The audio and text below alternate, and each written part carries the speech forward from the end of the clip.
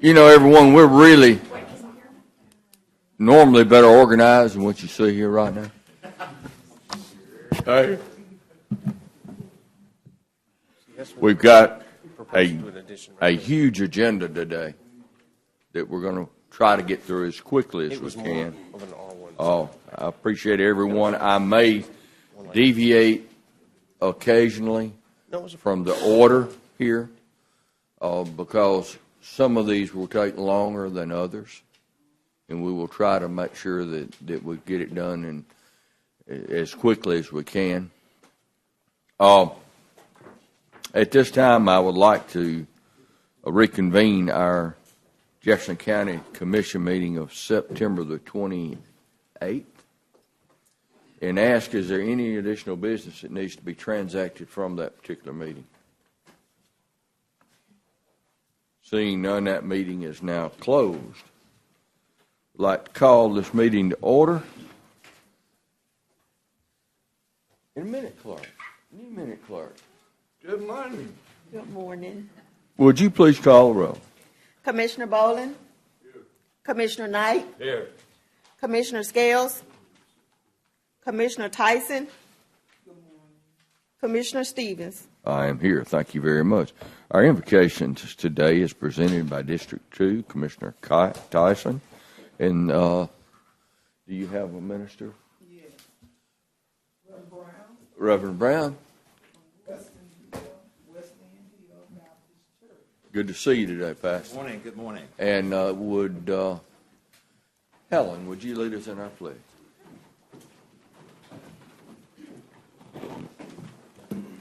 Please. Let us pray. Eternal God, our Father, we come before your presence now in the most humble way that we know how. We come because you are the God of wisdom. We come because you've said in your word that if my people who are called by my name will humble themselves and pray, turn from the wicked way, that you would that we would hear from heaven and you would heal the land. So we pray now, God, for your wisdom in all the decisions that have to be made today. We pray, God, for your guidance, your leadership. We realize that there's nothing that we can do without you, but with you we can do all things through Christ who strengthens us. So I pray for each of these commissioners now who have the Herculean task of leading this county. We pray for all of these participants who come now, make their presentations. We pray for solutions to the situations. We pray for answers to problems. We pray for leadership in the midst of confusion, clarity, that you might be able to lead us and guide us in the way you would have us to go. We pray these blessings now in Jesus' name. Amen. Amen. Salute, pledge.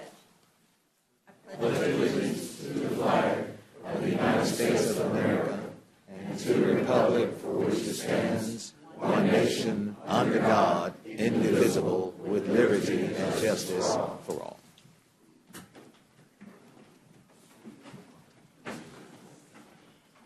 Minute, Kurt, let the record show that Commissioner Scales is now join us, and that's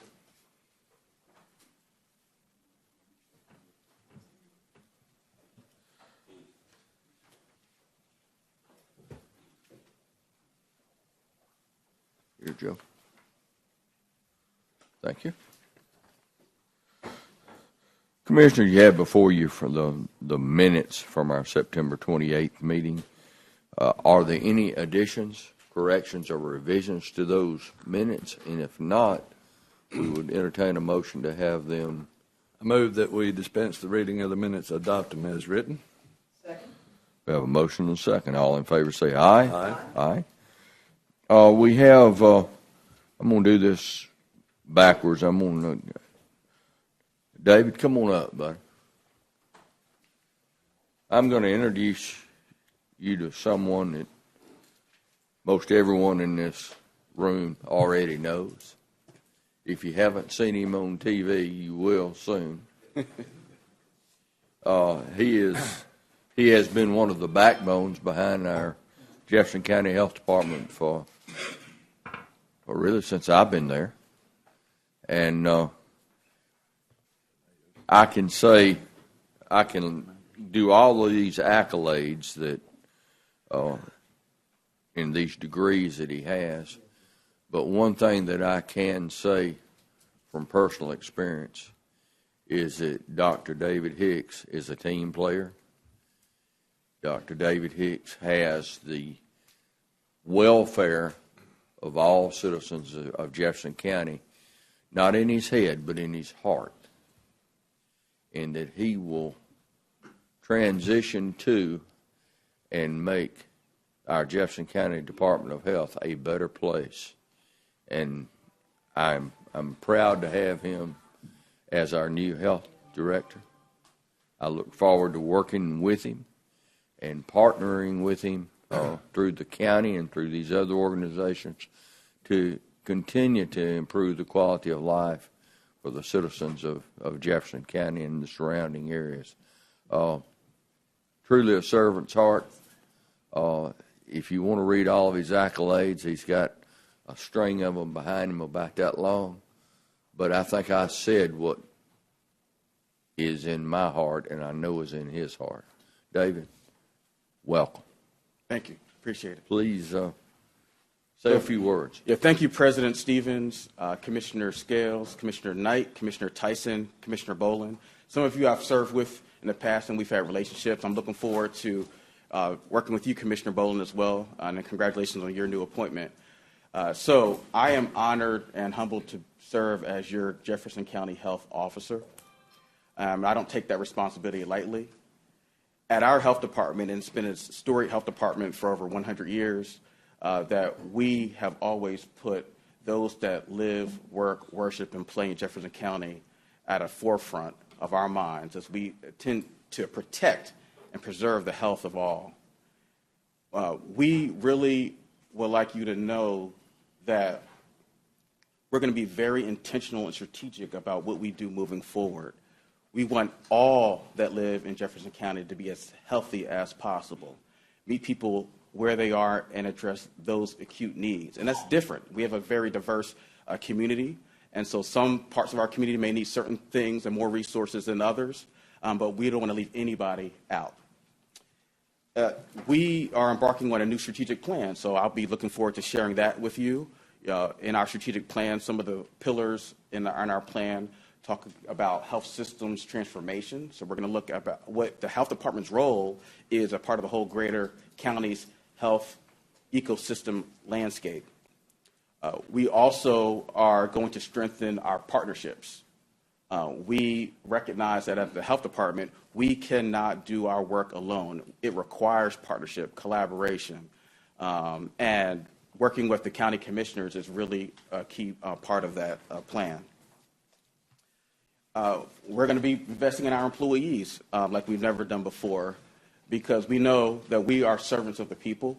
The taxpayers have put us in this position to serve, and so we serve at the mercy of the Board of Health and, more importantly, those that are taxpayers in our county. There are a few things that recently that has occurred in our community. I just want to highlight a few things for you, and then I will sit down.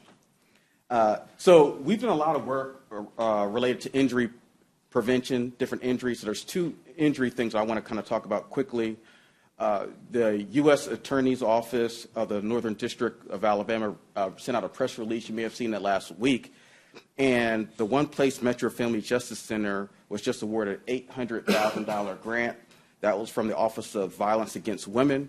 And this is a program that is going to address issues of wraparound supportive services of victims of domestic violence, sexual assault.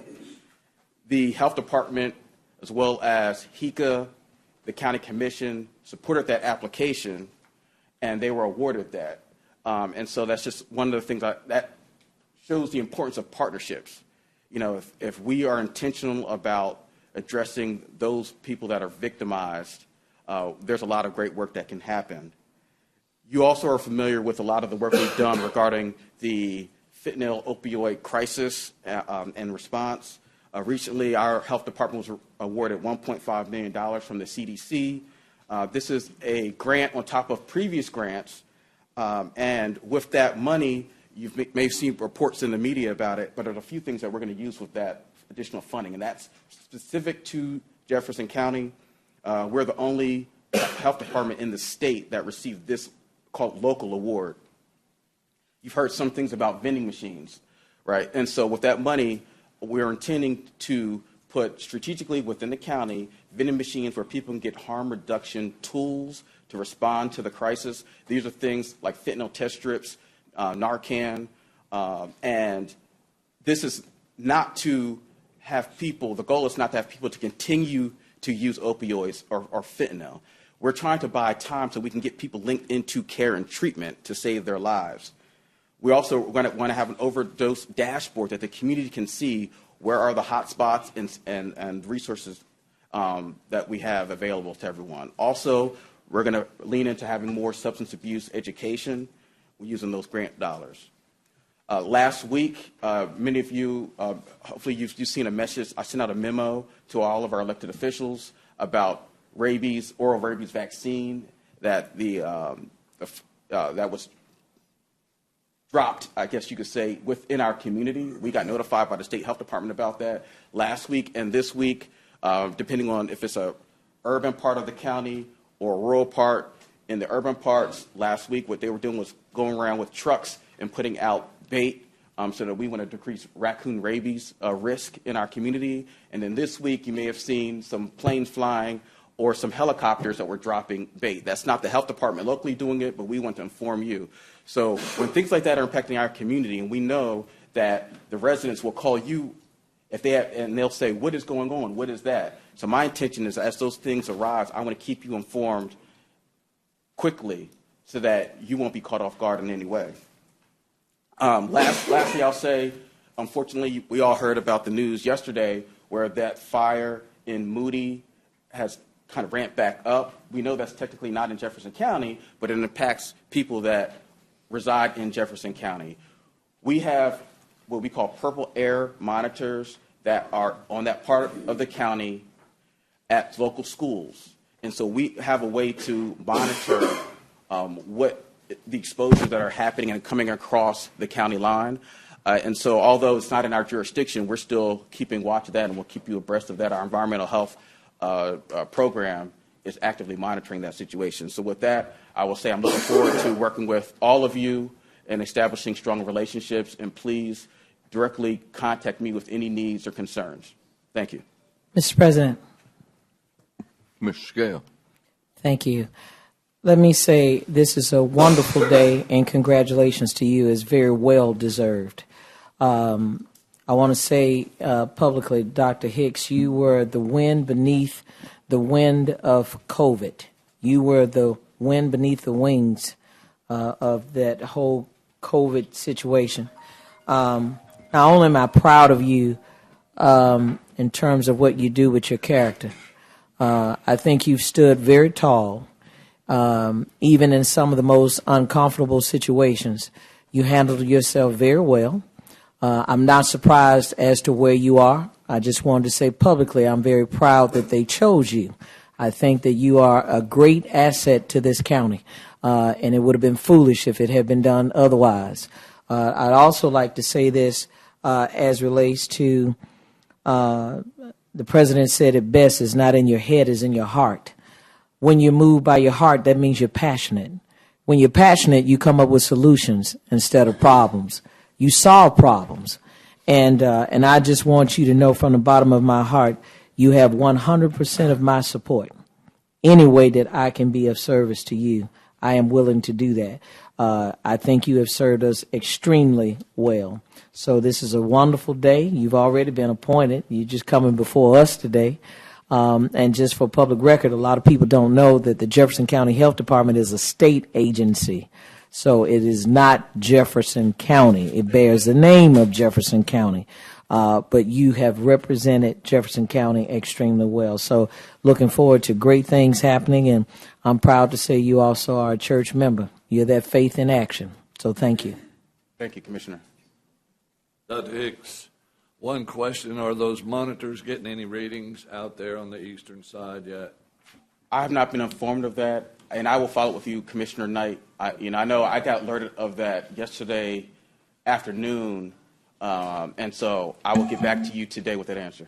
Well, you always have. Every time I call you, you answer the phone or you call me right back, and you were a stalwart during the COVID issue.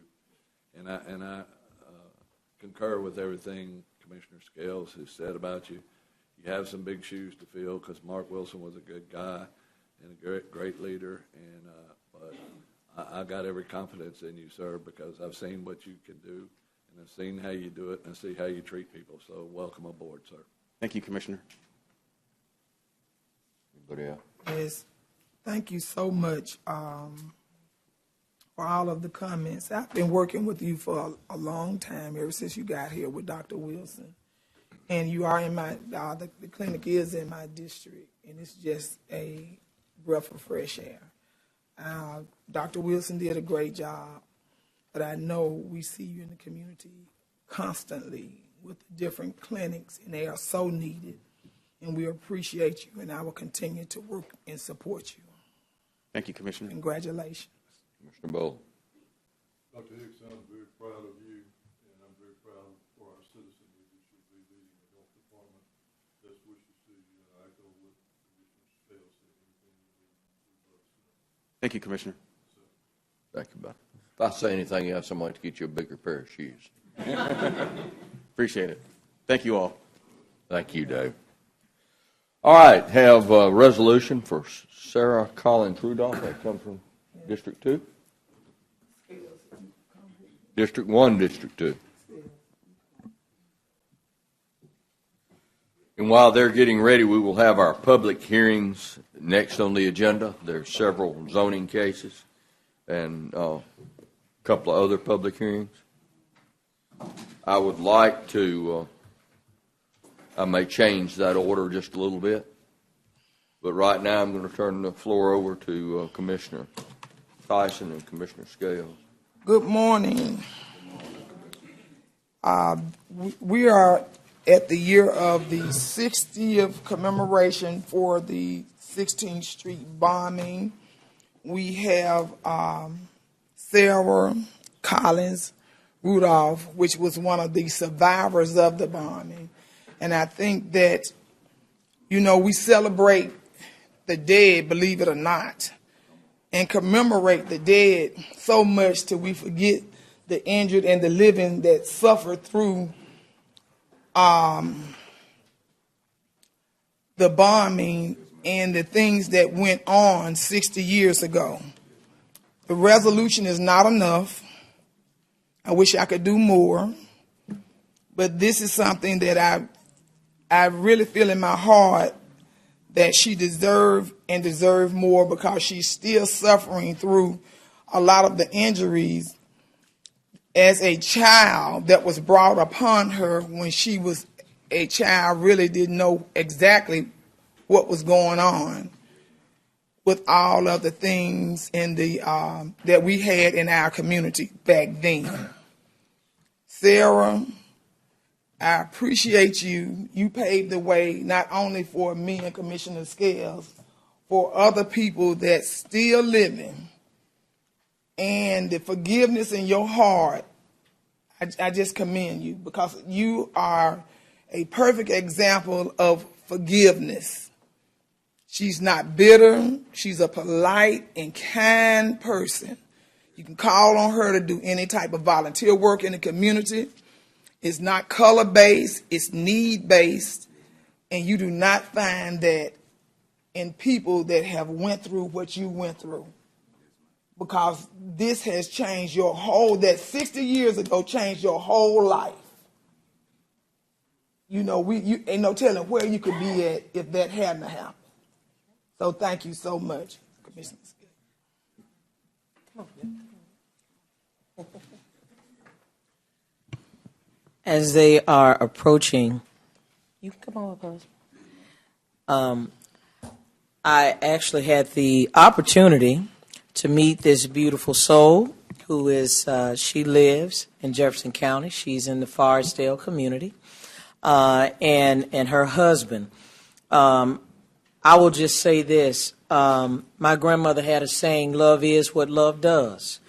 And at a later date, I will say that during COVID, we were blessed that one of our health partners restored a portion of her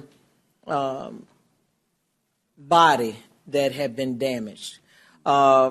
Words cannot express what Commissioner Tyson and I feel and know. She's what we would call a present-day living martyr. She went through something and have to continue to tell the story over and over and over. I don't think that people really understand it's something to be traumatized, is another when you have to relive the trauma so that this country and that this county never forgets what happened. She's here to tell it. Those who didn't make it, my cousin being one of them, they didn't make it to tell the story. She's telling the story. And so I can't say enough for she and her husband. Her husband is very protective, as he should, because a lot of times she has been put out on the forefront. But the things that is so sorely needed, I'm saying this publicly for media to get it, her family never received any assistance to try to make her whole. So whenever we commemorate the 60th anniversary, any anniversary, to be frankly honest with you, I think that it says something a lot about us in leadership. It's about being empowered to empower, using your influence for the greater good. And Sarah has pleaded with a lot of us for a long time, just to be made whole. And being made whole, obviously, yeah, that constitutes funding. That constitutes money. Why? Because she has to live with one eye. Yes, ma'am. She has to live with the damages that came from that bombing. And to this day, none of us, collectively nor individually, have made sure that she can live out the rest of her days in a better situation. So that being said, Ms. Sarah, you got the mic. Yes, I have been asking people for restitution for my injury that I was hurt in the 16th Street Baptist Church bombing, but yet I haven't received anything, and I am still paying bills because my right eye is injured, and I still have a piece of glass in my left eye. So I just thank I thank the county that they allowed me to get a new prosthetic in my right eye because I had carried it for such a long time, and I thank Sister Scale, Commissioner Scale, for and Tyson for all that they have been doing to help me, because I've had lawyers to try to get restitution for me, but these two, they have really stood by my side to try to help me get something.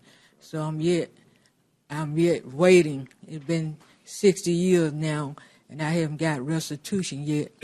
I know that's been a long time, and it's overdue because I'm still paying bills to correct my sight in my left eye, which was damaged also. So if you please, I would like to have restitution for my injury, because that day we was in church, we was minding our own business when the Ku Klux Klan placed a bomb in the church. And the way I've been feeling, I've been feeling for a long time that seemed like they have put it on me for my injury, but I wasn't involved in placing a bomb. So thank you so much. Thank y'all. Well, I thank Commissioner Tyson, Commissioner Scales for inviting my wife and me down here. And like my wife say, she went through Vietnam, just like I went through Vietnam. I didn't ask to go over there, and she didn't ask to get hurt like that. And I think that it's rightfully due that she received compensation. You know, is that too much to ask? No. But it has not worked in my wife's favor. So we still hoping and praying that the Lord would touch somebody's heart and help my wife. That's all. Thank you.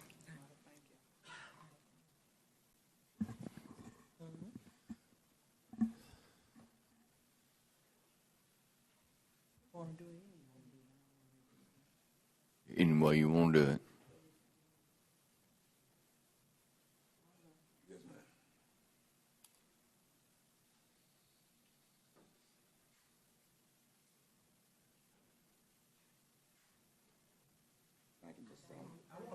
Ms. Rudolph? And we're going, and Helen, is it any way, once you take the picture up here, you can get it printed, or we can give her a copy of it? If that's fine. Come on, let's You be right here, we'll be right behind you. How about that? How are you, Ms. Rudolph? Yes, sir. How you, bud? Yes, sir.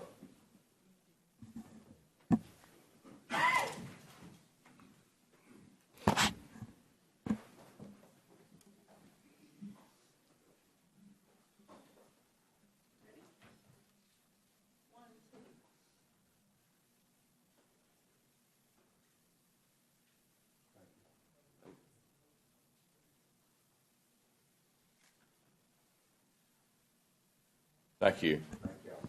Appreciate you. All right, Commissioners, we are beginning the public hearing portion.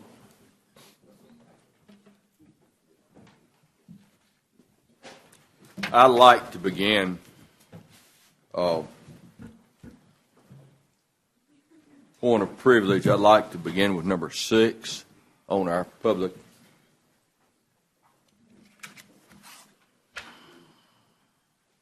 There's a resolution adopting Jefferson County zoning, which is a revised zoning resolution, brings us out of the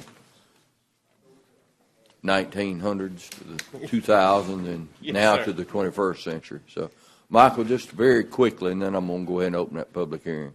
Yes, sir. Very briefly, this is something I want to address just some general housekeeping items. For instance, the name of the department was incorrect in our zoning resolution, and it referenced older practices of getting approvals and everything else through, by which now, since our departments have been consolidated with inspection services, all that's been streamlined and changed, and this is just to reflect that. Also, we made some changes relative to Act 2023-297, which raised the fees or raised the fines for zoning violations themselves from $100 to a Class B misdemeanor, which could go upwards of $3,000. Thank you. I'd like to open a public hearing on zoning resolution changes. Does anyone in the audience would like to speak in favor of or in opposition to this? Seeing none, the public hearing is closed. Move the item.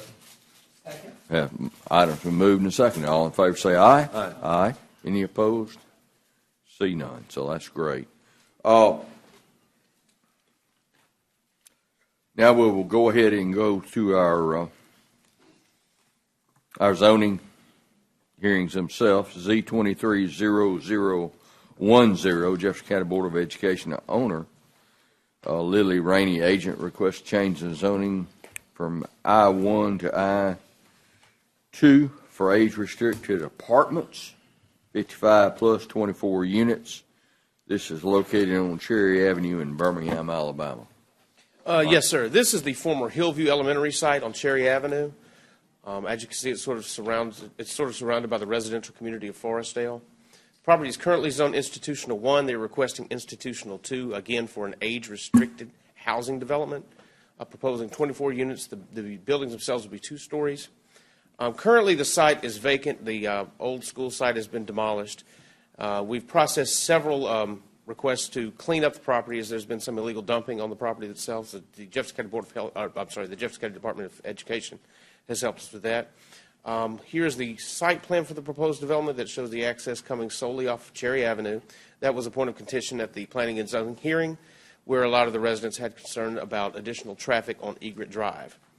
The Planning and Zoning Commission recommended approval with conditions. The use of the property be limited to an age-restricted residential community for persons 55 and older, and a landscape buffer shall be maintained adjacent to Egret Drive. Again, that is to discourage any sort of access or a drive from Egret into the property itself.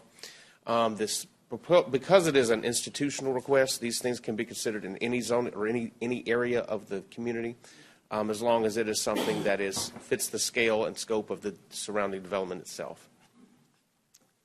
Are these apartments? Yes, sir. Okay. I'd like to open a public hearing now for Z230010. I see 1, 2, 3, 4, 5 that are against this. Do you have a spokesperson? Those people that are against it? Yes, we do, Commissioner. All right, come on up. Appreciate that. And need your name and your address, please, ma'am. Okay, my name is Sharon Marshall, and my address is 973 Egret Drive, and I live in the back of the property. And I have a few concerns. One of my concerns is security. I mean, who's going to make sure that it's going to be secure around there? Maintenance is another concern. Who's going to keep up the aesthetics of the property? Is it going to be something that's just going to be put there and left and then it fall down? Traffic, that's my biggest concern. My street is the little tiny street where they used to pick up and drop off the kids. And in the morning and in the evening was the only time we would have traffic through there. We probably, in the span of a day, we would probably have 10 cars come on our little street because the street is very, very, very tiny. It's not. I mean, I think required is 18 feet. It is not 18 feet. So the traffic, the come-through traffic, I saw that they said that they were going to put out landscape buffer zones. If we could get hardscape to ensure that they only come out onto Cherry Avenue, I guess that would divert the attention closer to Cherry Avenue and to the freeways or wherever. And the sewage. It's only, I know, well, the property is on septic, from my understanding. And it's only 2 houses, me and one other neighbor, that are on sewage. So if they're going to tap into sewage, where are they going to do that at? And will it be my property that they're tapping into? All my questions. Very well articulated. Thank you, ma'am. Yes, sir. All right. Do we have any other issues with this property? No need to restate the same problems. If there's any additional, love to hear from you. Good morning, Commissioners. Edward Brown, Edward Brown of Hendricks Drive, also Forestdale. For the record, I'd like to state that Forestdale is an unincorporated portion of Jefferson County. As such, not a member of any incorporated area or municipality, the residents of Forestdale are subject to what the Commission passes, as well as sometimes the wants and needs of our surrounding municipalities. Our concerns with regard to sewers, as mentioned, is emphasized by that. We want to ensure that, just as we're on our agenda today, that those rates are not disturbed and that service is not disturbed. This is not an echo, but for the record to state, the residents of Forestdale have stated a development plan that is known. The development plan, initially, we had hoped that the county would use this opportunity to provide essential needs for the Forestdale community, among them a community center as well as a library, since this is already county land. Now, again, we don't know the details of it, but if that is not the case, it is in accordance with Forestdale's development plan to have more resources for our aging community. Having said that, there is a great deal, as my neighbor just mentioned, that we don't know. And so before asking us, do we support or not support a resolution, we request that those that are developing this property provide us with the information to answer the questions that we have asked so that we can answer the question intelligently. We have not been provided that information. Thank you for your time. Thank you very much. Lily Rainey. Yes, ma'am. We've had two. See if you can answer some of those questions. I'll try my very best to answer them all. Name and address. My name is Lily Rainey. I reside at 1201 Grand Boulevard, about 2 miles from this property. So it's within my resident area. Oh, okay. And you go ahead, and you have stated that you are for this particular project.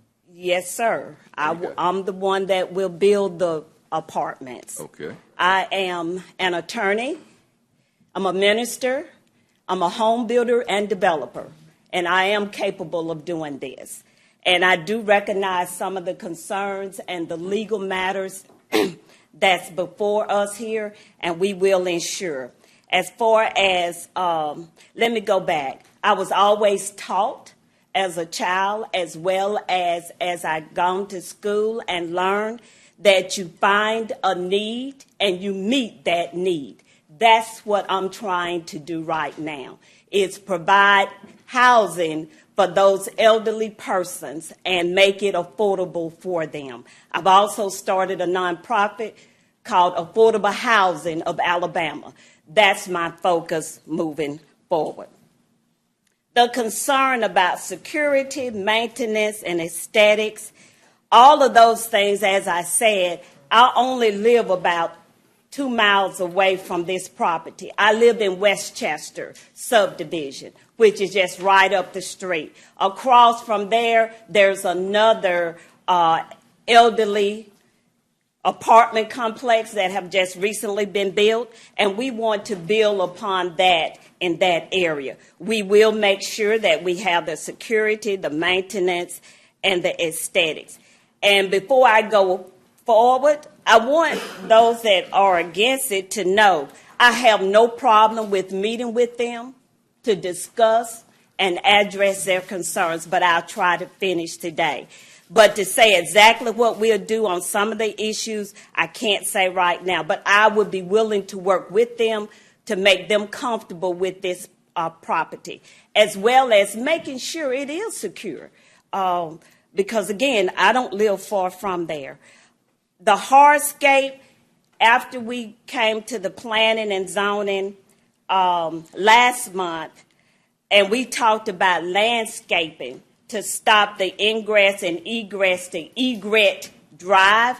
I thought about it because I didn't know that was a concern beforehand, but I thought about putting the curves, if you know what I mean, like we put in the middle of the street and then put the landscape there. That will address that because nobody can drive unless they want to tear up their automobiles. Okay, so we would do that, and install bowlers so that no one can drive and have access to Egret Drive. The traffic, again, is just from Cherry Avenue, ingress, egress off of Cherry Avenue. 24 units. I don't believe there would be a lot of traffic. And again, these are people who are elderly, and then some of them will have some disabilities as well. So I don't see this constantly in and out, but I can't say nobody will be going out and how many cars will be going out. We can do a study on that. As far as sewer, when I was first got interested in this property, I called about that because the information that came from Jefferson County said that it was on a septic. And that was a concern of mine as well. So I called Birmingham Waterworks. And after discussing it with them, they told me that I could have the sewer. It was available. They told me where they would tap in on that. I don't have that address, but it's not listed as 1520. I believe it's 1516, but it's another address that they said that that's where they would tap in, and I'm not sure how that affects you all. Did I answer? Yes, ma'am. I believe you covered all of that. I'm going to give you just chance to speak in just a second, ma'am. Well, hang on, ma'am. Mr. Knight. Are you going to have on-site management? Yes. Oh. The one where you had the outline of the buildings. I know you had a provision for an how do I office, point but I'm to saying, that? is it, well, I'm asking, are you going to have on-site? There will be a manager, yes. I understand. Will it be on-site living there? The property manager will have one of those apartments. And then there will be someone there daily in the office as the office manager. Is that answering your question? It is, and in these type of situations, one of the problems we're seeing is the age restricted 55 and older. Sometimes you have those that are not 55 living there. And that would be very important. We will ensure. You said you would have security. How would you have security? Would you contract somebody to be there 24 hours, or you just have... you said you would provide it. You just didn't say how. I didn't say how because that had not been brought, that was not even brought up at the planning and zoning last month. So just standing here to say this is exactly what I'm going to do, but again, I'll be happy to meet with them. And of course, that is important, and I do understand that, and we will make sure that it is. If nothing else, what I was thinking about was putting up the gates. We only got one ingress and egress. That's Cherry Avenue. You could have the gate where they have a card, the tenants would have a card. I think you all know what I'm talking about, right? That will open up the gates so that everybody and anybody cannot enter into this property. And it's surrounded by houses, and I believe on that upper side there, that there's a fence already there. There's not a fence toward egress. Am I right? Is it not a fence there separating that house? I don't know if it's your house. So it's fenced all the way around. Okay. So it's fenced already around there. So what I'm saying, ingress and egress off of Cherry Avenue, that we could put a fence there so that not anybody and everybody, it's only the tenants who have access or their guests that they allow to come in. Okay, you said you had 24 units? Yes. And you were going to have some people probably with some disabilities. Are you going to have elevators? Yes. It's a 2-story building. Thank you. Any other questions? I have questions, Mr. President. What's your last name? I'm sorry. Rainey, Miss- Rainey. Okay, Miss Rainey. Well, first of all, good morning. Good morning. All right. So I don't want to repeat the questions that my colleague, obviously I'm a representative of the district. So here probably are some of my concerns. It's apparent to me, and I want to be clear in what I'm about to say, have the security portion, the sewer connect, property management, do you have any of this already in writing that is a part and has been incorporated into your plan? The security is not a part of my plan because, as I just stated, I didn't know it was a concern until today, because that was not even brought up last month. If it had been, I could have been working on it. But I had already thought about, like I said, the gate, ingress, egress off of Cherry Avenue to make it secure so that people are not just off the street coming into this area. Because as you can tell from the property, it's more narrow. So what I'm saying? Than big sprawling. When we think about 6 acres, you think it's a lot. But you see, it's more narrow. It's going just sort of straight back. And if there's fencing all around it as well, or we put up the concrete curbing, the hardscape, it's going to stop anyone from coming in from Egret. The only way to get in is through Cherry Avenue. So Ms. Rainey, yes. Listen to me. What I'm saying is, do you have the concerns that have been addressed? Do you have this a part of your development plan? Do you have this in writing as a part of your project plans? No. In writing? As of today, no. But I am the one that is in charge of this. So to go back and add it is not very difficult to do. And if you make that a condition, just like at the first meeting, they made it a condition. I went in saying 55 and over, but then they addressed the Egret Drive, and then they made that a part of the condition to get it approved. So if we want to make that a part, but it really doesn't have to be, but I will make sure and add that to my plan. So what I'm saying, respectfully, Ms. Yes, Rainey, what I'm saying is, typically when we have hearings that come before us, a lot of the things that we're talking about, particularly when you're speaking of sewer, your maintenance plans or whatever, those things would already be incorporated in a plan that is already visible, that have already gone before. If you want me to be honest with you, I think this is prematurely before us, because what should have happened is to have a conversation with those who are going to be equally affected by the project, incorporate it into your planning for the project, so that these things that are real important could then be in a written format. So when we speak of security, well, what does that look like? Okay, I know we can speak, you're eloquent. I know we can speak from that position, but it doesn't help us if it's not anything we can put in, you have in writing that has already been considered. You have adjacent neighbors to the project.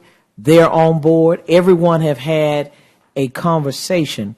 So once the young lady speaks, I'll be ready for a motion. I believe that it is prematurely before us.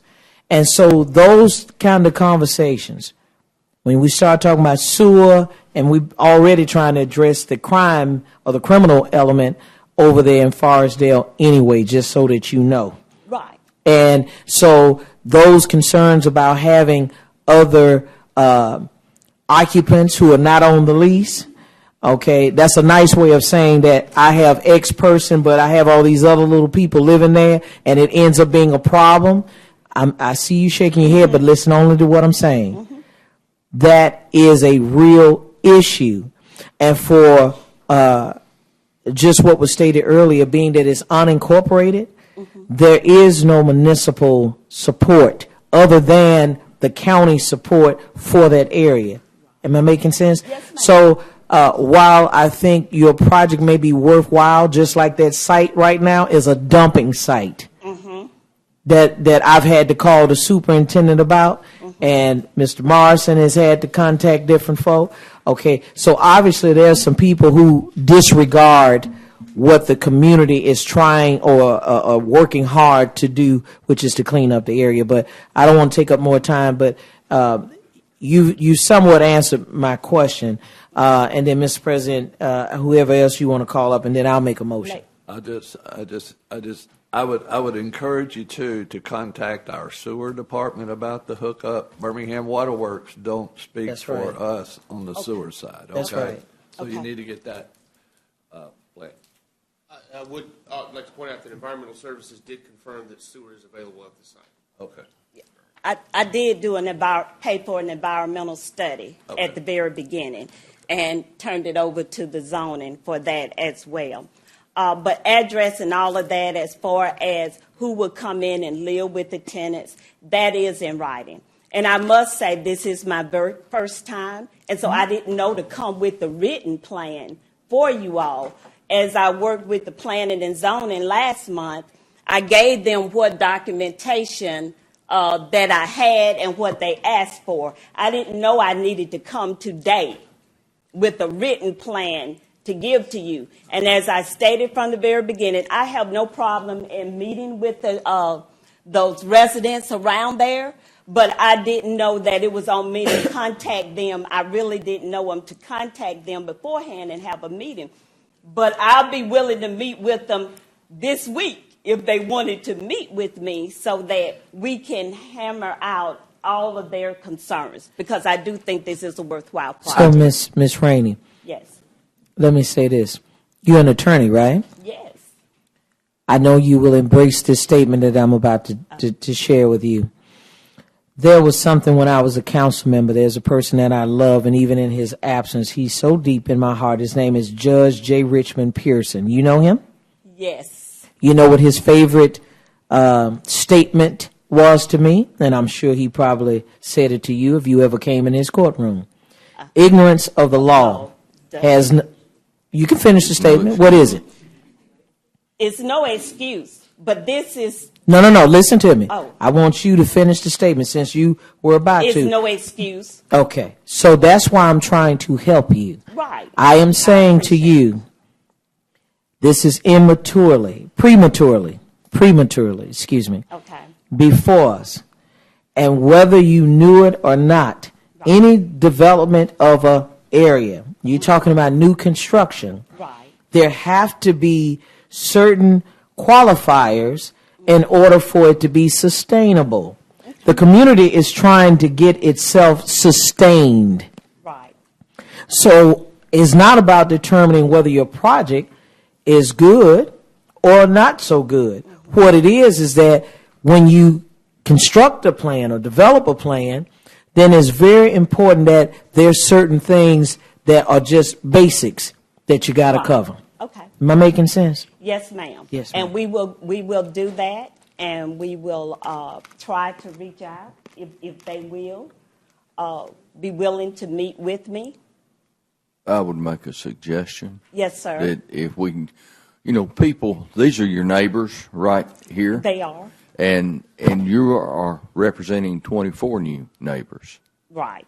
So at least 24 new families coming in. So people are reluctant to have that type of change cast upon them without a good understanding of what's going on. Mm-hmm. So if we could make a suggestion, Mm-hmm. if you will get with your neighbors Okay.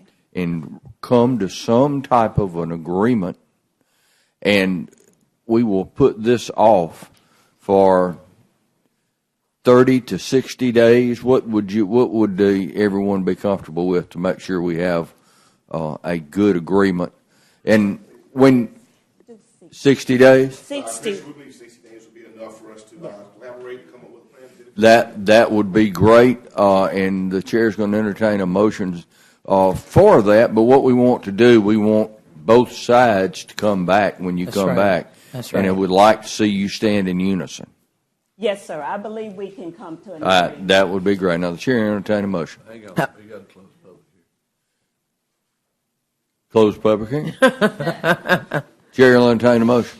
I move, Mr. President, that we delay this item for 60 days. Second.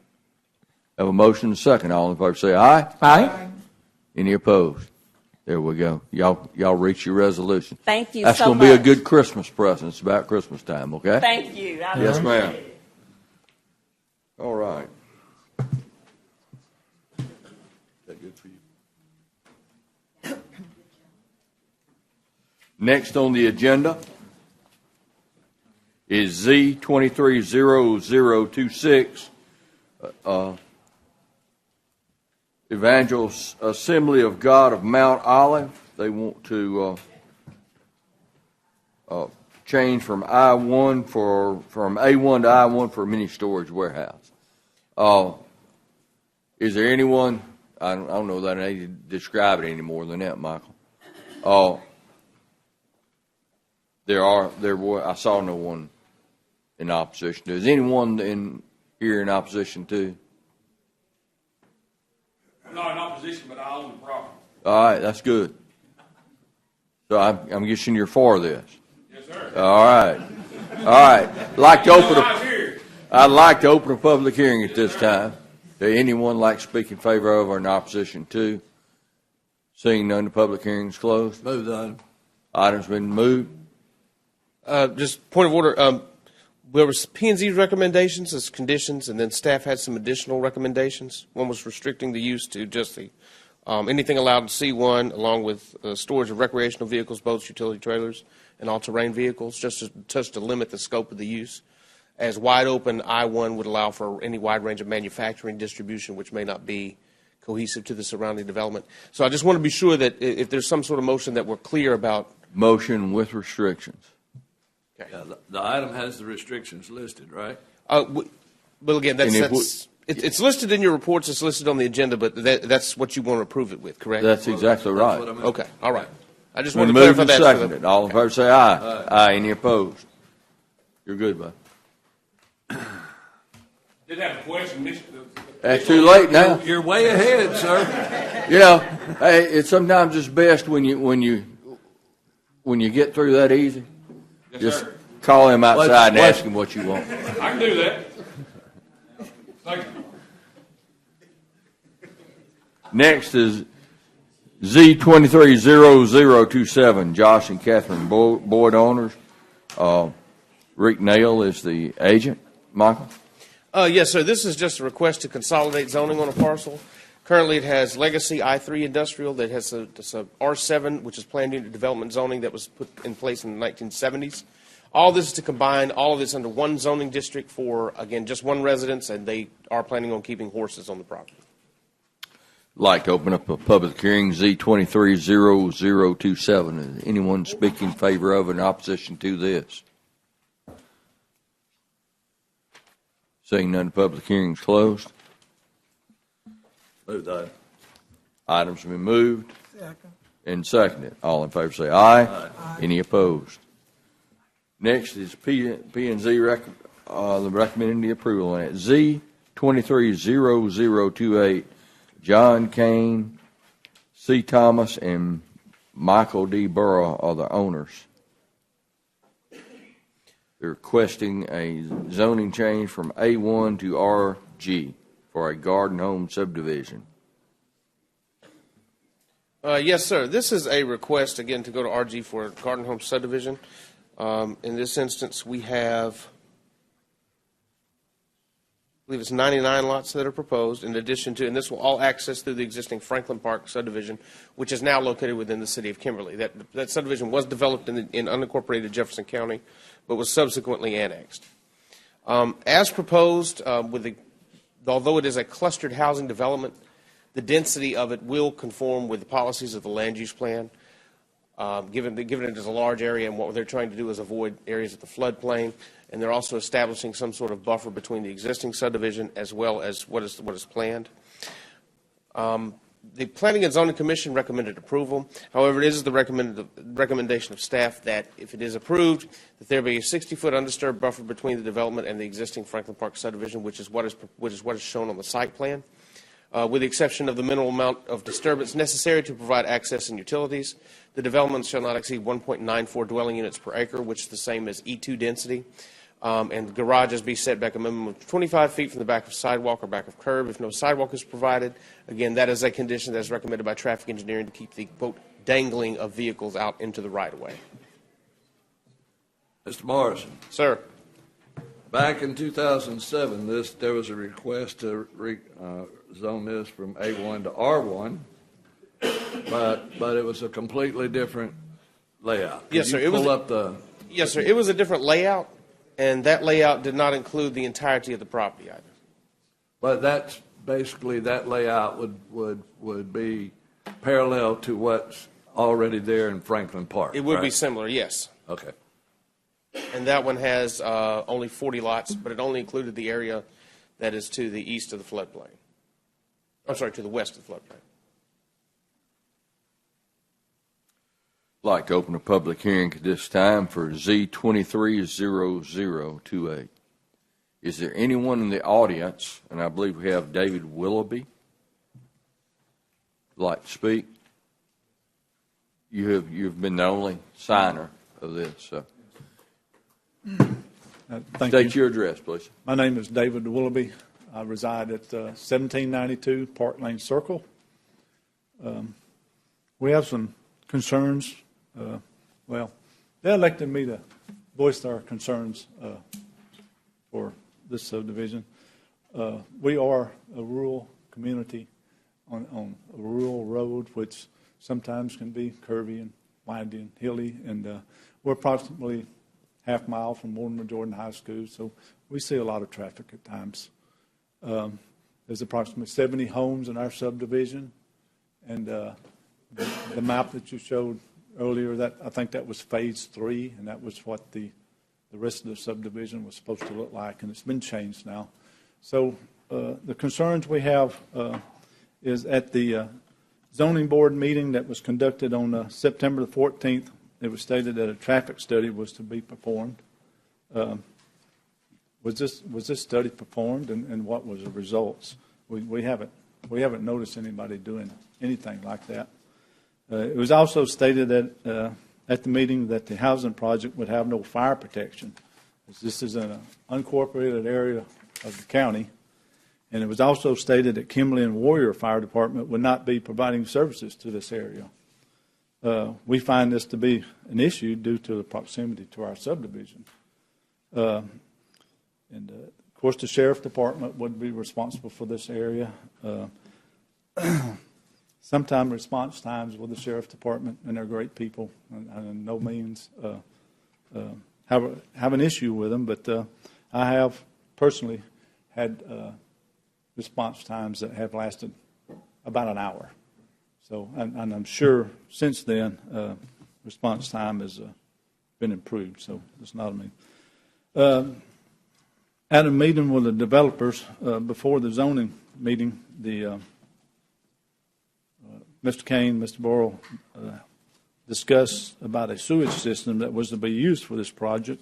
There is no sewer in this area. Okay, so the project is located at Steph Creek, which discharges into Gurley Creek, and that discharges into the Locust Fork branch of the Warrior River. And the two systems that were mentioned at that meeting was a drip distribution system, which is a ground absorption system for the whole area. The other was a package plant or package sewer treatment system. That system would require mechanical aeration and things of that sort, and sludge disposal and things of that sort. But it needs an operator. It needs someone who takes care of the system and takes care of the maintenance of it. So, and that system would definitely discharge into the creek if you had to use that system. And the concern was who would maintain these systems and cover the costs. And in an event of a system failure, who would be responsible for cleanup or paying the fines? So, and we're just unsure about who that would be. So, the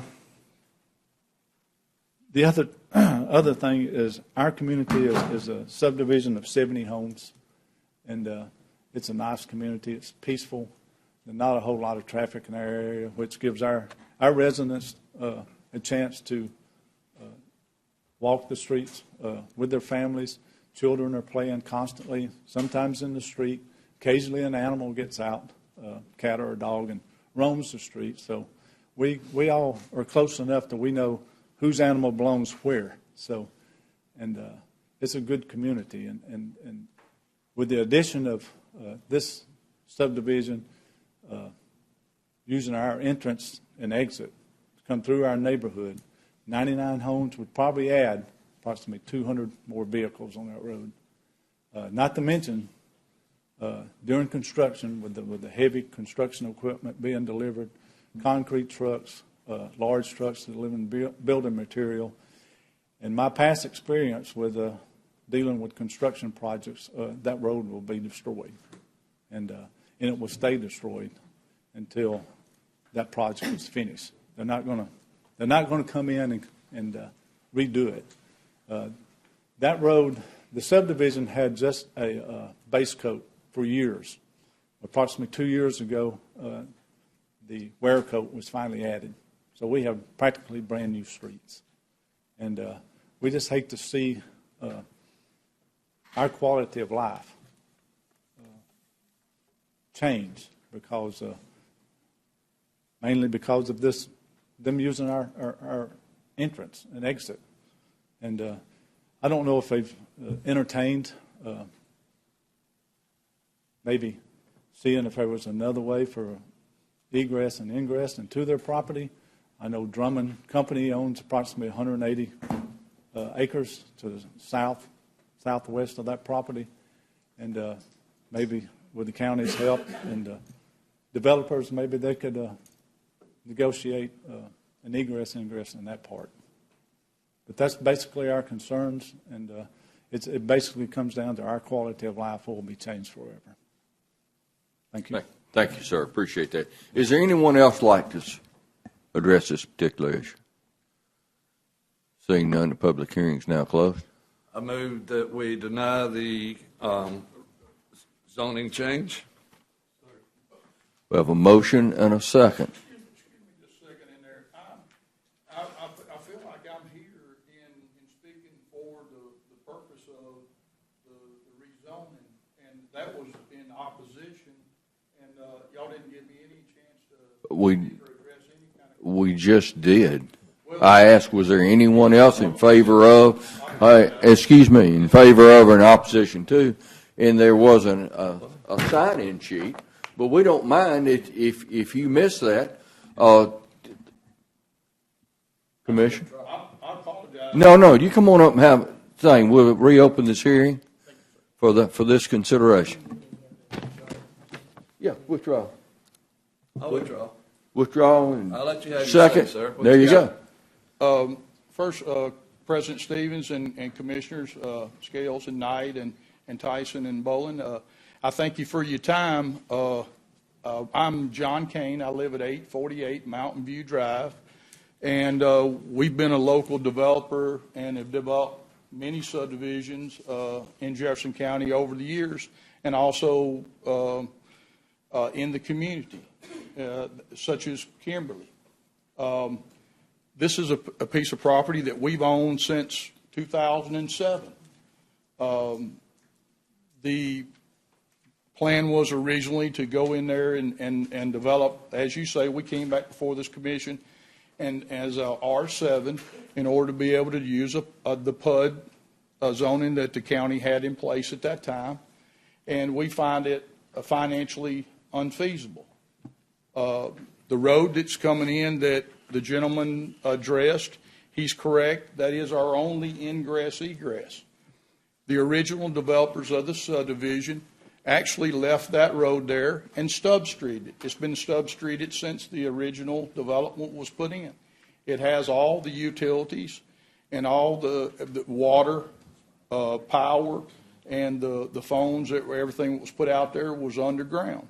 So all those utilities, other than what we would use for septic, are there available to us. And it was left that way. Y'all developed it was developed in Jefferson County, and only recently was it actually annexed into the city of Kimberly by legislative action. City of Kimberly did not even actually own the adjacent property in order to be able to annex this property. So he is correct. There was a long period of time to where the basin binder was the only thing that was there. And I'm assuming that the developer went defunct, and also that y'all picked up, whether y'all had a bond or whether what y'all had on there, y'all originally came out and put that seal coat on there, and that's correct.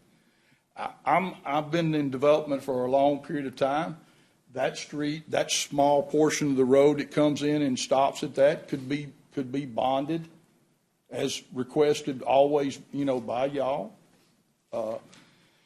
I don't understand in my personal opinion, is how it doesn't meet the criteria of what the land use plan is for the area. We're way under density for the amount of almost 70 acres that we have. We have ample resources of land there to either go either direction, which one would be for a package plant, which y'all know is being currently used all over the county where there's not sewer available. And also we have enough land available if we wanted to go what I call the drip system or the individual system there, we've got enough land to do that too. I'll be more than happy to answer any kind of questions whatsoever. How big will your lots be? They are standard RG size of around 50 by 100. And that's typical. We currently have come through this August board and have what's called the crest. Y'all approved that, and we developed that, and also Newfound Ridge. Y'all approved that, and we've recently had 2 developments in the county of this exact same nature. Put the plot back up, please. Okay. Yeah. If you can also see, we've left all the open and common areas, which the recommendations from the P&Z or from the zoning was for us to have a minimum undisturbed buffer of 60 foot with a density of not to exceed 1.94. And then, of course, number 3 is the setbacks of the thing. All of those that we can either meet or exceed. What's your setback? The setbacks are what's required by the garage's setbacks are 25 foot from the back, either the back of curb or from the sidewalks. 1-car garages? No, sir. They would be 2. And what's the square feet of the houses that you plan to put in there? The square feet of the houses typically run from somewhere between 1,650 to 2,200. This is the typical type development that we see all over Jefferson County. The crest is now built out that we've done, and there's probably about 10 houses under construction on Newfound Ridge of the same nature. Where's the crest? The crest is on Newfound Road. Okay. Yes, sir. Did you go to another neighborhood to get to the crest development, or did you just develop it on a piece of land?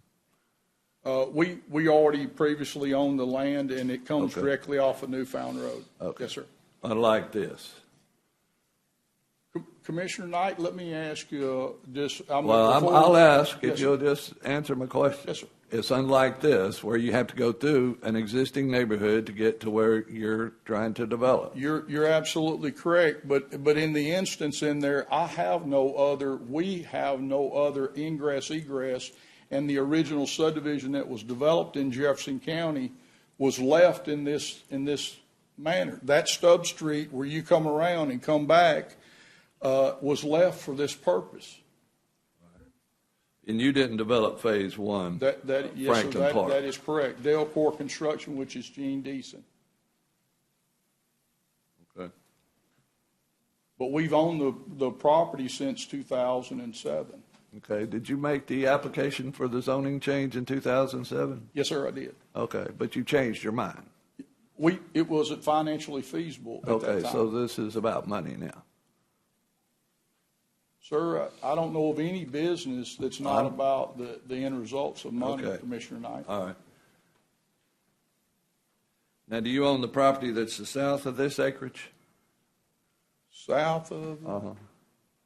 There's approximately 70 acres there that we own. We don't own any other property that's adjacent there. No, sir. Now, the way you've got that plotted out, would a school bus be able to get in and out of there? Yes, sir. All the roads that are there now were developed in Jefferson County, and all the streets there would meet and conform with Jefferson County's regs. which is a standard subdivision is 11 foot of pavement on either side, which is 22 feet, and then the curb and gutter is 30 feet on either side of that. So all of the roads, and I'm assuming Michael can get up here and say, meet the Jefferson County regulations. Is there existing roads there now? There is coming in Stubb Street. Yes, sir. Yeah, but there's no existing roads there where you're proposing to build. You would have to build the road. No, sir. This is a zoning hearing. I understand. Yes, sir. I understand. So, but all right. Now, who will provide your fire coverage? Chief Sharp, which is the chief of Trafford, has told us that they would provide fire coverage, and also that I don't know a word that's coming from that Warrior wouldn't respond, because the fire chief at Chief Sharp over at Trafford says they have what's known as I call it an agreement between the two, that if one of them has a call, the other will respond. And so he assures me that if Trafford got the call, that Warrior would also respond. Trafford? Yes, sir. Which is the closest fire department to this development, not Kimberly. Yeah. And Trafford's a volunteer? Yes, sir, it is. So, now we got a floodplain. Are you staying out of the floodplain? Because I notice you got two parcels. You got one parcel on one side of the floodplain and another parcel. Are you going to develop that back portion of the parcel? The density or the requirements that the staff has recommended are pretty much everything that would be developed in there. And so what we've done in the past with Jefferson County is provide what we call a conservation easement for what's there, and then leave the rest of it as open and common for walking trails or those type things, those amenities for the subdivision itself. Are you going to bridge the creek? No, sir. No, sir. All right. So now let's talk about the sewer. What kind of sewer do you plan to put in 100 houses? We have the ability to use what's known as a package plant or a direct discharge. Self Creek has enough water flow through Alabama Department of Environmental Management to be able to allow for a package plant. And we've also got enough open and common area that we could use what's known as just a drip system or a drip field, which is a common area for those fill line areas. Where would that be located on your projected site? You've got several different locations, but the primary would be on the left-hand side, if you can pull that back up for me. If you see the open and common area right here as you come in on the right-hand side. Okay, right next to that other neighborhood? Yes, sir. But you've also required a 60-foot buffer. But would you put it in the buffer? Would the drip system be in the buffer? No, sir, we would not be able to do that. That would be part of we would not be able to be part of the conditions. We would be going against the commission, the recommendations that y'all put forward. And tell me how you're going to have runoff into Self Creek. Self Creek is, by definition itself of a direct discharge, you're putting X number of once it's been treated and everything, then what it's doing is actually, matter of fact, I've got my engineer here with me if you'd like to speak with him personally. I mean, just if you're going to put a drip system over here on the left in the common area, how are you going to get to whatever else you're going to try to get to Self Creek? You can use either one or the other, Commissioner Knight. It's not both. Okay. It's either one or the other. We've got the ability with the amount of land that we've got and direct access into Self Creek, we've got the ability, which y'all are approving and the health department are approving all the time. The type of package plant that's available for developers nowadays are very common, especially in areas to where Jefferson County doesn't have live sewer.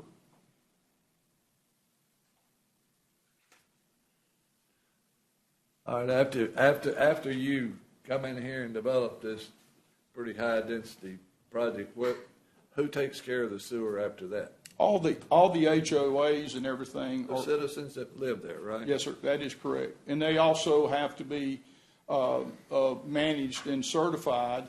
Those plants are monitored and managed by ADM. And, of course, they have to meet the standards of what the outflow is, and they're managed and maintained. Okay. And that's done really regularly in Jefferson County where sewer's not available. All right. Now, what about your stormwater? Where are you going to go with your stormwater? We really have a really good situation is, if you can see the existing subdivision here, there's in the common area that's to the left there's just a natural draw and a natural ability to come back, and then all the way around the property. Where you're seeing that we're developing is actually an open field area. Well, it's grown up with some small pine trees now, but it was actually originally an open field there. So it's almost like a flat top with all the way around it having the drainage. So we're not putting any water or any type of drainage back towards the existing subdivision.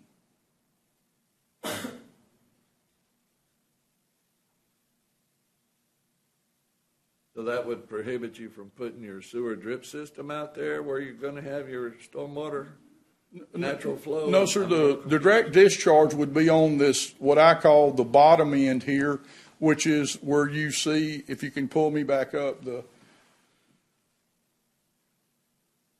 if you can see the natural waterway and everything is flowing around it. So if we use what I call a direct discharge, then it would flow to the right hand side. It would flow that way, and everything is draining towards away from the existing subdivision into what's now is Self Creek. It's a really probably as good a buffer as we've ever had in our entire time of development. It's got the nicest tree line and buffer there in between that existing subdivision and what we're proposing. And y'all are also proposing in here that we would have an additional 60 foot of buffer in between what we're proposing and the existing subdivision itself.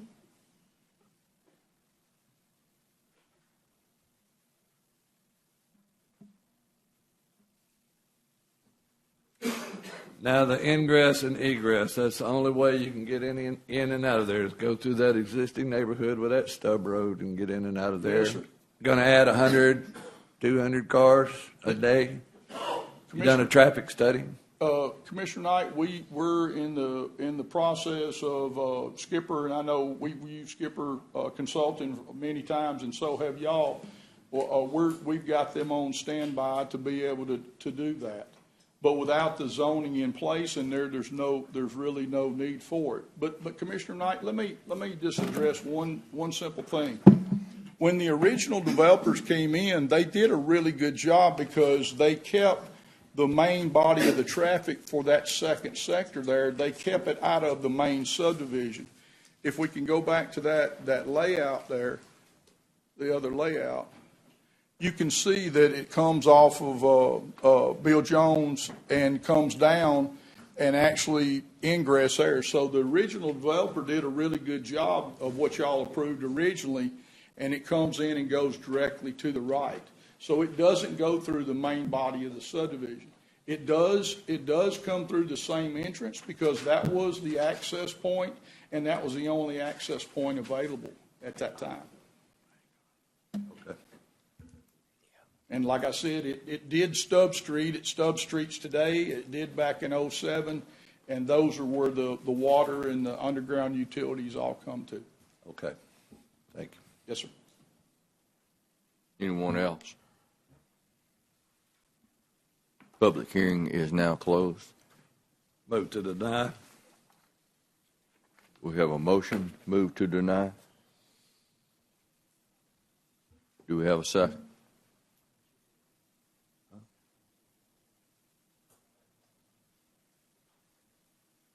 Motion to deny the zoning change.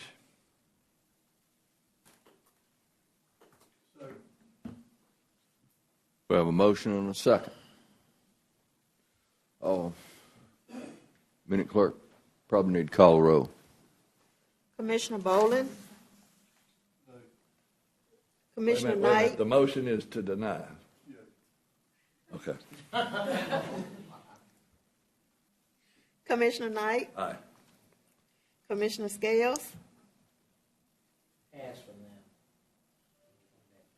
Takes 3 affirmative votes to move this forward. Commissioner Tyson?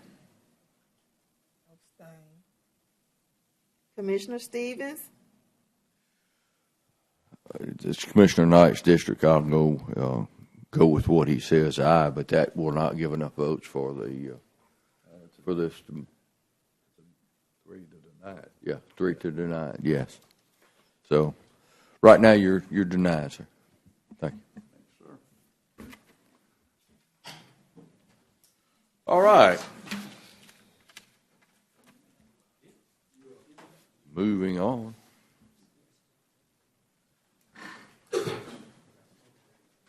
Our next is Z230029. This one's out in my area. So this is Mullican Holdings, LLC, and Adrian Morton Acker, and Joe Schifano, I believe. I see 2 of them out there.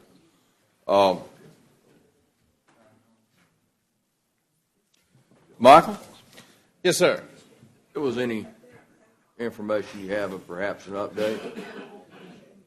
Yes. I placed this on the dais. We received this yesterday. They have the applicants have revised their site plan to depict, one, the recommended 50-foot buffer along the north and western property lines, and they've reduced the number of lots from 122 to 110. And so they've changed their density a little bit, as well as included those buffers in with their site plan itself. This rezoning is compliant with the policies of the land use plan in the area, which calls for control growth in traditional neighborhood development villages or clustered development themselves. In this case, Planning and Zoning Commission did recommend approval to limit the proposed development to 2.4 dwelling units per acre and to maintain a woodland barrier between the development and the adjacent property of 35 feet. Staff came with some expanded recommendations. The development be limited to a density of 2.63 dwelling units per acre. The applicant is now proposing 2.4 units per acre, so it would be appropriate to change that required or that condition to reflect that density that they're proposing, if so desired. They have also shown a 50-foot buffer, so we may want to change that as well. As where it reads a 35-foot buffer, we would change to a 50-foot woodland barrier. And then the additional staff recommendation is that the garages be set back a minimum of 25 feet from the back of sidewalk or back of curb if no sidewalk is provided. Is sewer, what type of a septic system are they going to? They would have to do an on-site package system as is. I believe they're trying to find a way to get to county sewer, but they are a little ways away. How far? I believe it's over 1,000 feet. How many? I believe it's over 1,000 feet. 1,400 feet. 1,445? Okay. And I have been actively involved in trying to work through this with the residents and the developer and our sewer department. It's important as we move forward that if there's an ability to connect to our sewer system, we need to do that. That was part of our agreement when we were trying to grow us out of our debt. And it's very important that we work with our ESD department and our infrastructure deputy county manager to try to make things like that happen. With all of that being said, I'd like to open a public hearing now for Z230029. There's several against and a couple for. Do we have a spokesperson in Come on. Yes. And then we'll have someone for, yes. It doesn't do any good to repeat if we're all against the same thing. Gotcha, sir. But if it's all different items, we want to give you an opportunity to speak. Yes, sir. As I've asked several times, may I approach? Of course. I have a handout for you. Thank you. Although I have a lot to say, I'll try to say it quickly.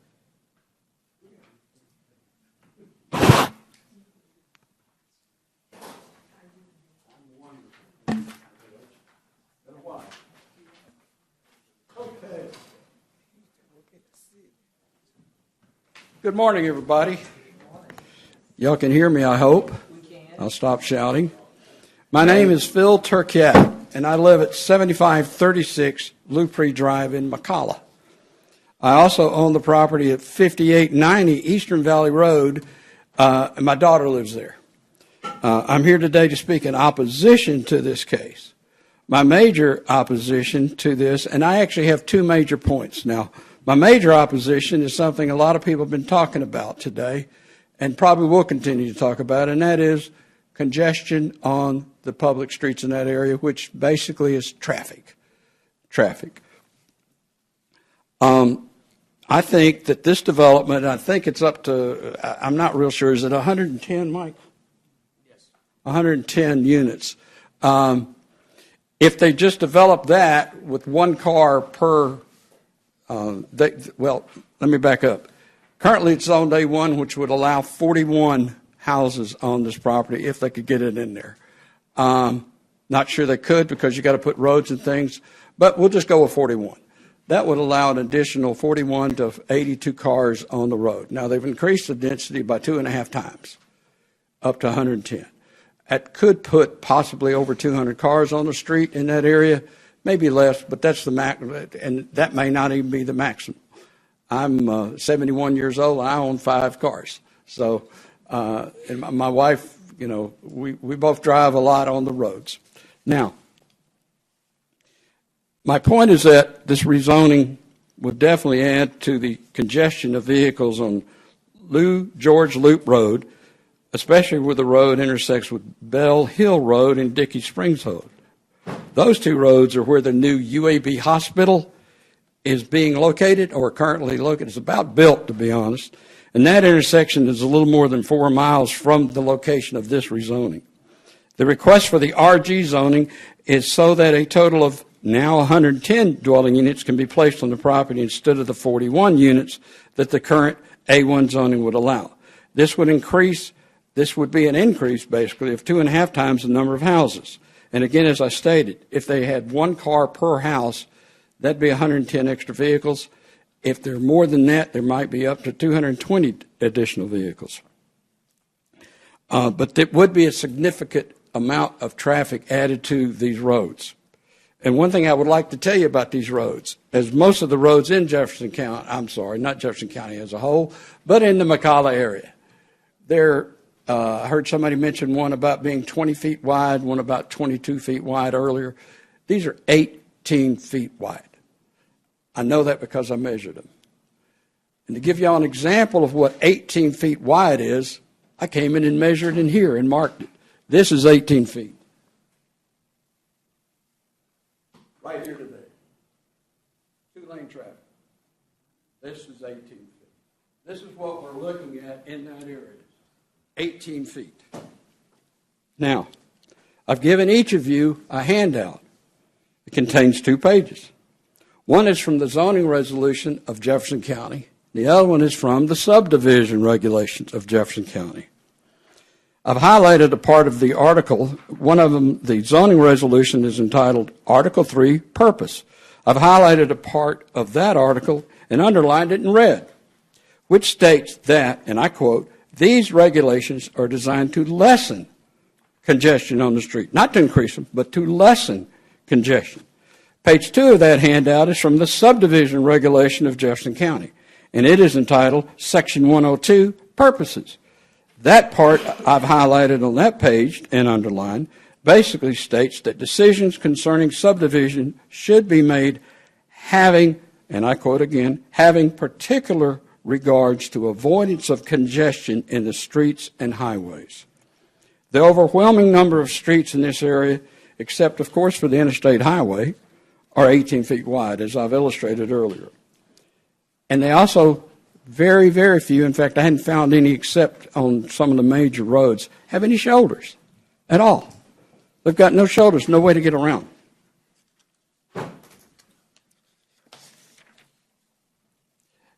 What I'm trying to say, I guess, is that to approve a subdivision like this, or a rezoning of a case to allow more congestion to occur, would be in contradiction and in, I wouldn't say violation, but it definitely does not follow the purpose of the zoning resolution or the subdivision resolution of Jefferson County. I'm also, and I'd like to make a statement too about development in our area. I've spoke to a few people out in the hallway as I was waiting to come in this morning, county employees actually, who told me that as far as growth area, McCalla is growing substantially more than any other part of the county. Part of it's the Smucker's plant that's out there, the intermodal part that's out there. I understand all that, and I'm not against development. I'm not against expansion. I'm not even against more subdivisions and things. What I am concerned about and what I am against is bringing all that in without paying attention or completing maybe some road projects out there to widen the roads, maybe add some shoulder to the roads, or even a simple thing like cutting the right-of-way, which hasn't occurred that often in that area. But I think, we've heard a lot about traffic, or y'all have heard a lot about traffic this morning. And I think one of the major concerns is that the roads are in fine shape. They're just not ready to accommodate the number of the increased congestion that's going to occur in that area, especially when the new hospital opens. Right in front of the hospital is Dickey Springs Road. And also Pocahontas is very close. They changed the signalization at Pocahontas and Dickey Springs Road to a traffic signal. It was a stop sign. And I guess that was done because of the amount of traffic that goes through there. You've added a school not too far from that intersection. Y'all hadn't, I'm sorry. But a school has been built not too far from that area, and that increased traffic.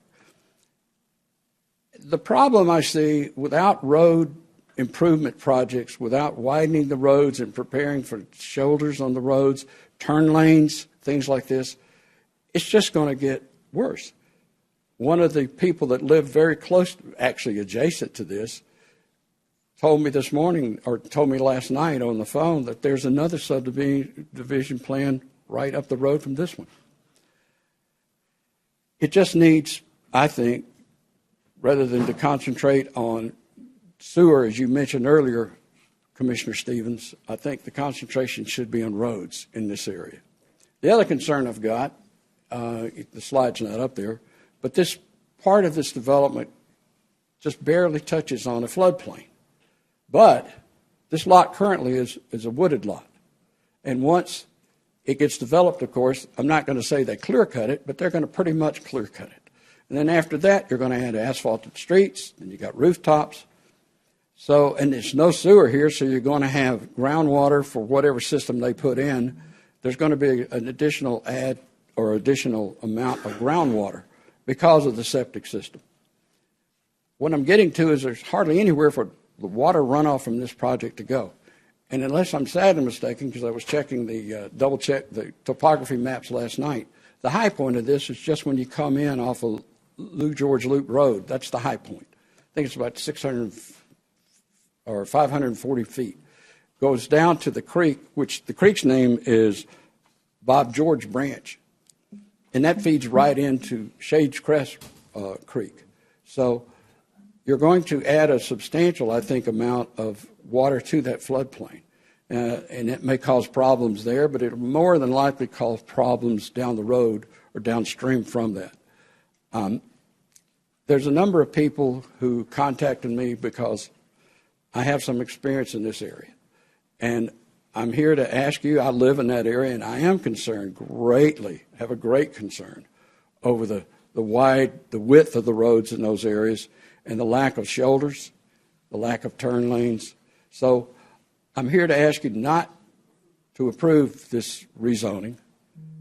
If they come back and want to do a subdivision for what's allowed in the zoning ordinance, so be it. That's their right. But I am very concerned about adding to congestion to the public streets in that area. And also the floodplain issue. Water's got to go somewhere. So unless you have questions, I think I'm done. Are you a lawyer? Sir? Are you a lawyer? No, sir. All right. Made a pretty good argument. But I do carry legal pads with me wherever I go. I use a lot of them. Thank you. Thanks, Phil. I don't know if that's a compliment or not, but I'll take it as a There we go. a Is there good-natured anyone gesture. else would like to carry any other items up? Yes, ma'am.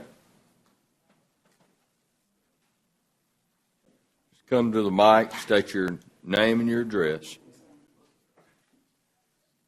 Good morning. My name is Chanel Fletcher. I live at 4975 Monroe Drive. Our group has kind of been in opposition of a lot of these subdivisions in the past, and I thank you all for hearing us.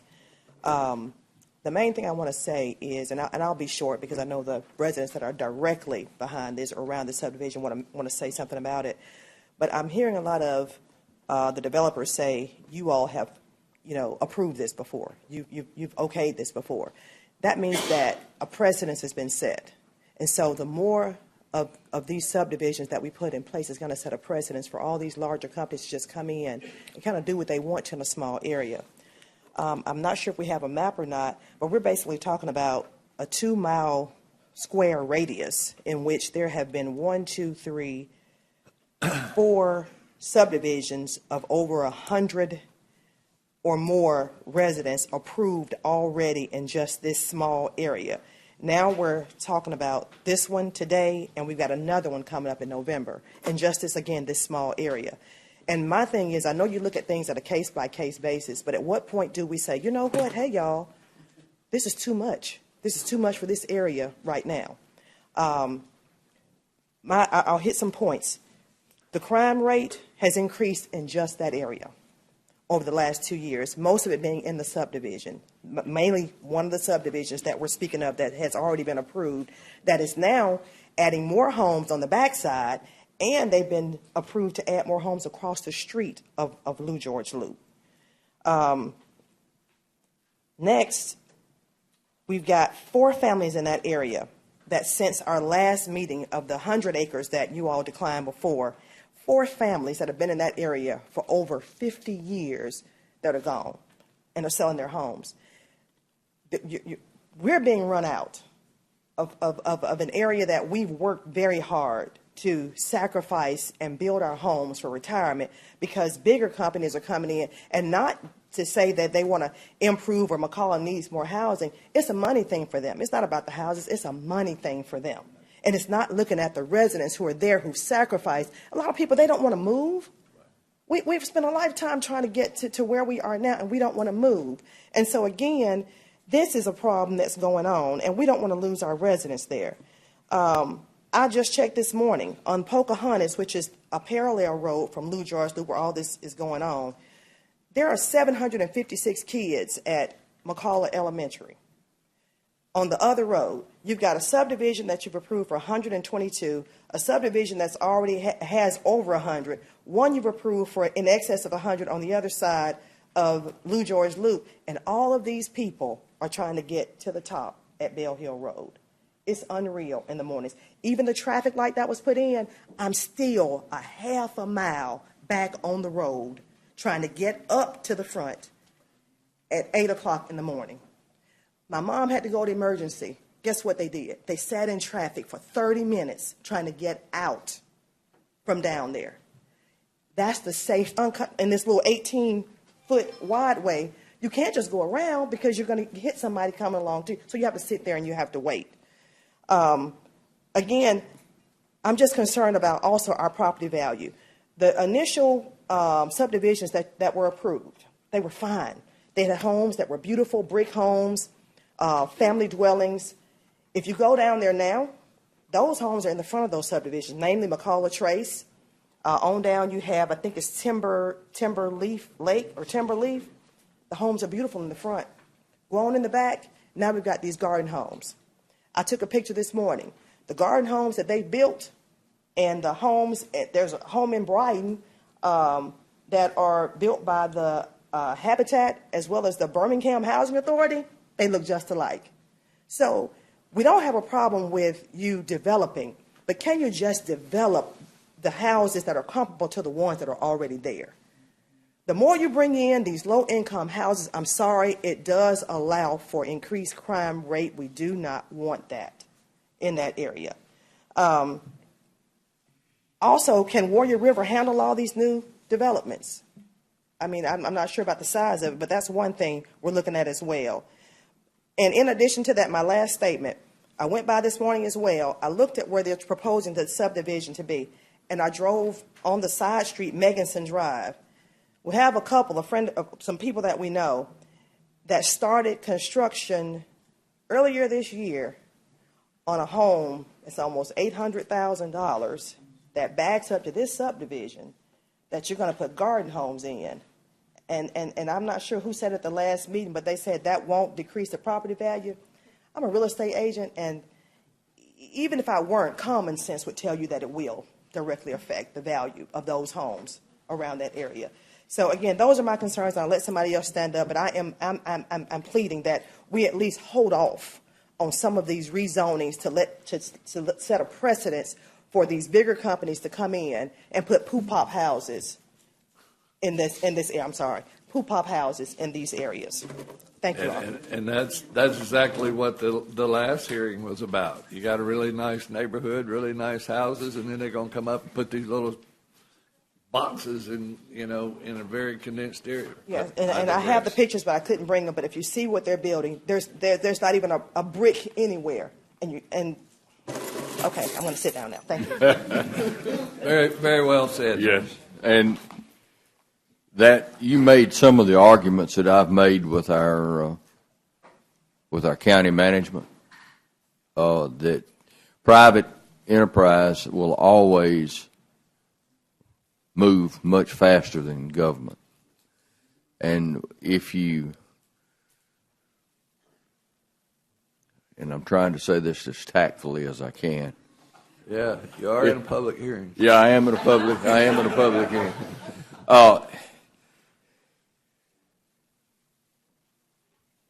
You create a problem for two sets of individuals when you outgrow your infrastructure. The people that move in are not happy, and the people that are moved in upon are not happy.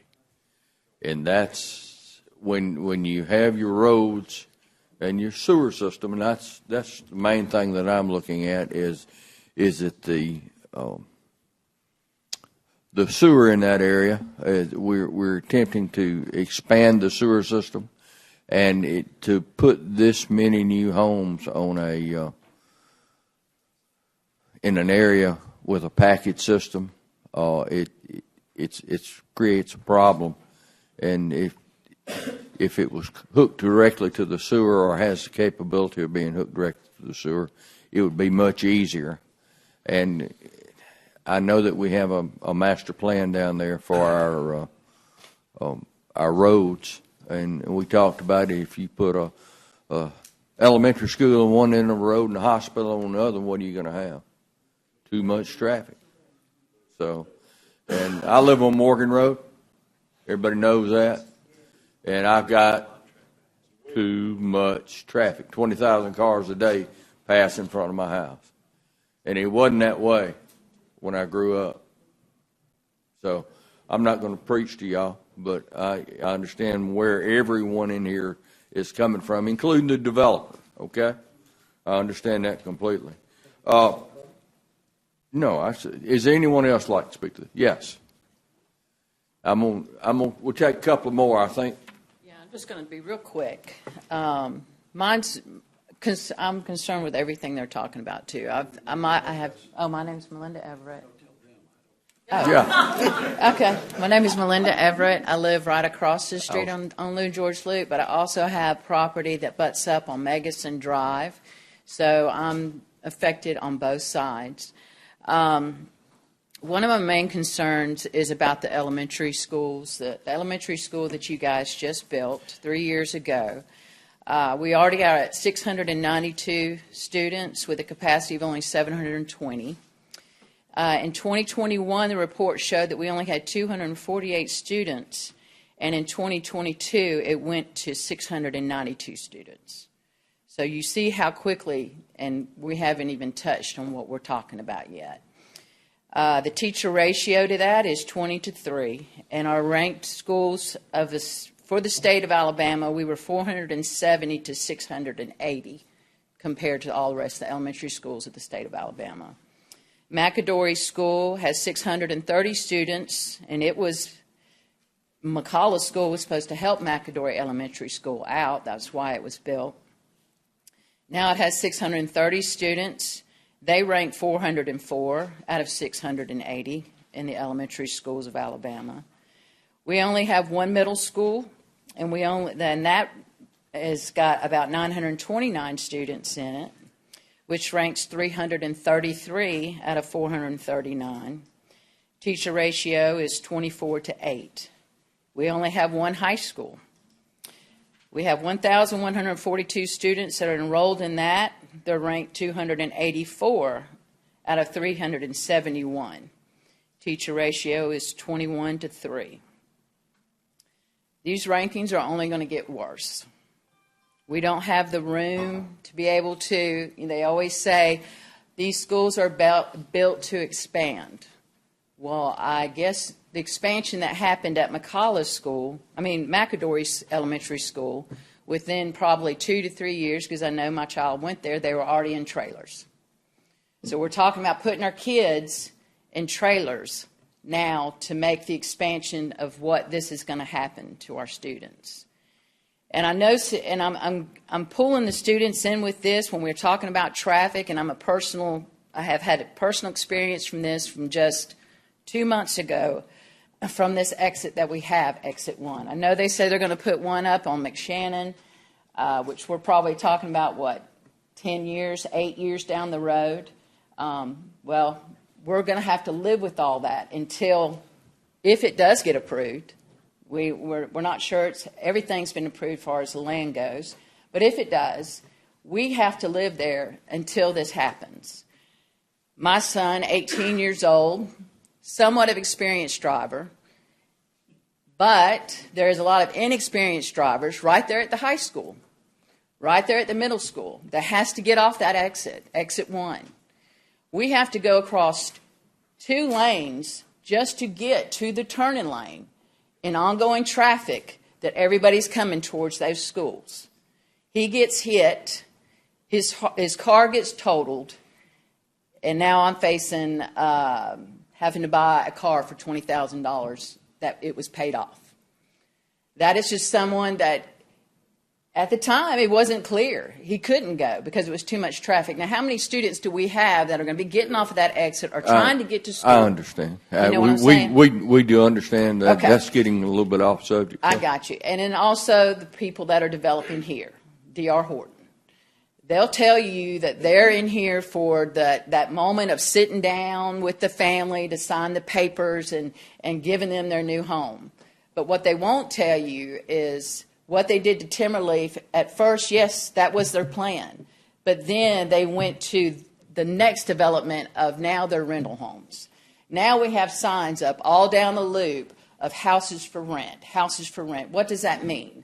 That means when somebody comes and they decide, hey, I don't want to live here anymore, it's getting too crowded, it's congested, then comes in the next family, then comes in the next family. It's a constant rotation of people coming in and out that don't live there and don't have any investment in what they have and what they own like we do. Thank you very well said. I'd like to hear from someone for this project.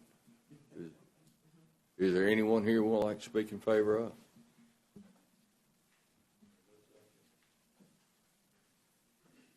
Name and address. Name is Andrew Van Zant. Address is 2188 Parkway Lake Drive, Hoover, Alabama.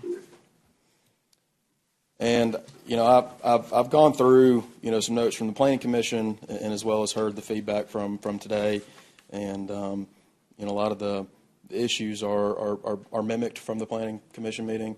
And, we understand those concerns and understand that there are concerns that need to be addressed. As we, start off, the biggest concern that Mr. Turkett brought up in his, his speech, tough to follow, by the way, is traffic concerns, of course.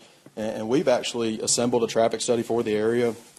We've used Skipper Consulting as the traffic engineer.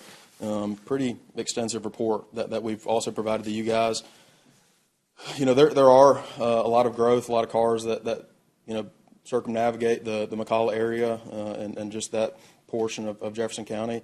But this particular portion of Lou George Loop in our traffic study, the results of those traffic studies, long story short, warrants no mitigation of traffic concerns, no traffic improvements to the roads.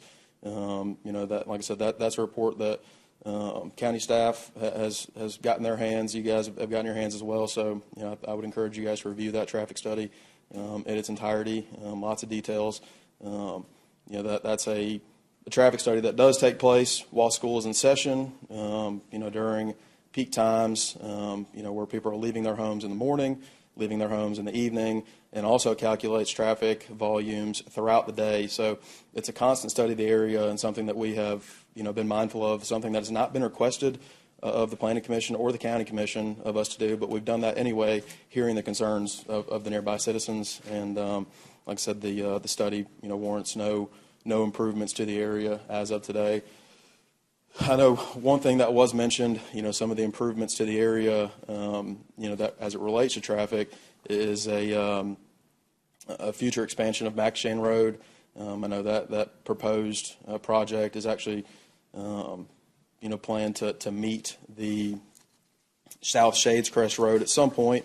And while we, monitor those projects and we're aware of what's going on throughout the process of the growth of the county, our proposed subdivision is not far from a major intersection that is planned in the county's comprehensive plan. We're ahead of the expansion of the road system, but like I said, under current conditions and future conditions, we're not generating enough of an impact to warrant any sort of improvements to the roads themselves today. We are to lean into the sewer infrastructure. We are considering the sewer in the area, and one of the concerns that came up in the Planning Commission meeting was, in fact, the on-site systems that has been discussed in former cases today, and in careful discussions with our engineers, environmental folks, we have steered away from that, and that's not a position that we choose to take in this matter. So we would look to tie into the county infrastructure and be a part of the Jefferson County sewer expansion. As noted in the comprehensive plan, that this is a part of what the county sees as the expansion of the sewer area. So, we'll be on the front end of running the lines down Lou George Loop and expanding those sewer services to future, growth in the county. But that is something that we are definitely going to, be a part of, and we'll make that a part of our project. I do want to point out a couple things too. I know the school impacts are something that have been brought up a few times. Ms. Everett, I think, made a great point in the Planning Commission meeting, and she brings it up again today in the Commission meeting that we, we are building subdivisions. Subdivisions, are housing families, and families, of course, have kids. Kids go to school. Those statistics that are given are ones to be considered. She mentions the teacher to pupil ratio of 20-3. That's a 10-to-1 student to teacher ratio. The Alabama average today is 15.5-to-1. So we're below the average in this area today, and the national average is 16-to-1. So we're below that today, but keep in mind as these areas grow, from road projects to school expansions, ad valorem tax is the thing that pays for these things. And as the county is looking to pay for, future projects, future expansion, future growth, the place in which these taxes come, are the, the foundation of that growth. The area itself has really, been a large target for industrial growth. The Jefferson County Economic Development Authority has been a part of a lot of the job growth in the area. Smuckers has been mentioned today. The hospital has been mentioned today. We look at the amount of jobs that are created with these projects. We pulled some statistics from these.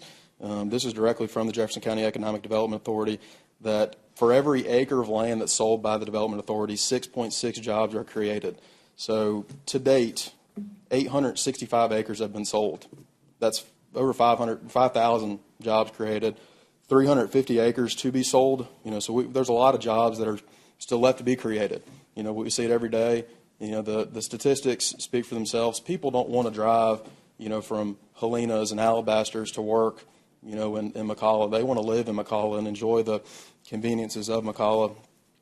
So that's what we're here for today, and be glad to take any questions that come up from today's discussion. Questions from the commission? It's imperative that for any of these new subdivisions to be approved, that they must connect to the Jefferson County sewer system. That Shades Creek Basin is such that it's low, it floods, and it creates an environmental problem, and you would be throwing something on to the community, to the homeowners association, sure, that they would not have the funds or the expertise to keep up. So that would be, David, how long are we away from, are we premature in that? If 1,400 feet. So, and I mean that's a commitment that we're willing to make in today's meeting, that in order for this to be approved, that we would tie into the county infrastructure, the county sewer, and make that run through a public right of way. There's not private ownership that we're going to have to work with. So, I think that allows us to, like I said, be on the front end of that sewer expansion. Are you saying you would join in the cost of getting it to the subdivision, or you would just tie in once it got there? No, we would be a part of the extension of the sewer. what's our? I'll get back to you in just a second. I want to ask us, the ESD, the pattern and practice now is that the developer bears the cost to bring it from our line to the development? Yes. Okay, so that he would bear that entire cost. Yeah, unless there's a expansion or additional capacity for our benefit. Yeah, thank you. Is it gravity or force main? I don't know. We haven't had an opportunity to look at this one yet. We don't know exactly how it will be served yet. Good. All right, thank you. Thank you. One other. Come on. I just have one thing that. Name and address. I'm sorry. Michael Morris. I live at 7343 Bishop Road. My property touches the property we're talking about rezoning in the very back across Bob George Branch. I kind of want to put a couple of things in. I do appreciate the sewer, saying they would tie to the county sewer system.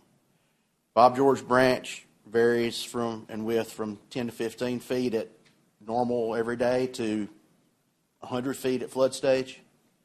And the depth varies from 6 inches normally to 2 feet normally where my grandkids play to maybe 12 feet at flood stage. And it is a steep downhill run from this proposed subdivision to Bob George Branch. I don't want the reason I moved out of Helena traffic for my grandkids to have a place to play to change drastically. I think someone else has addressed every other concern I have. I want to make sure that Bob George Branch and where it runs into Shades Creek is protected for us and the wildlife and every other reason.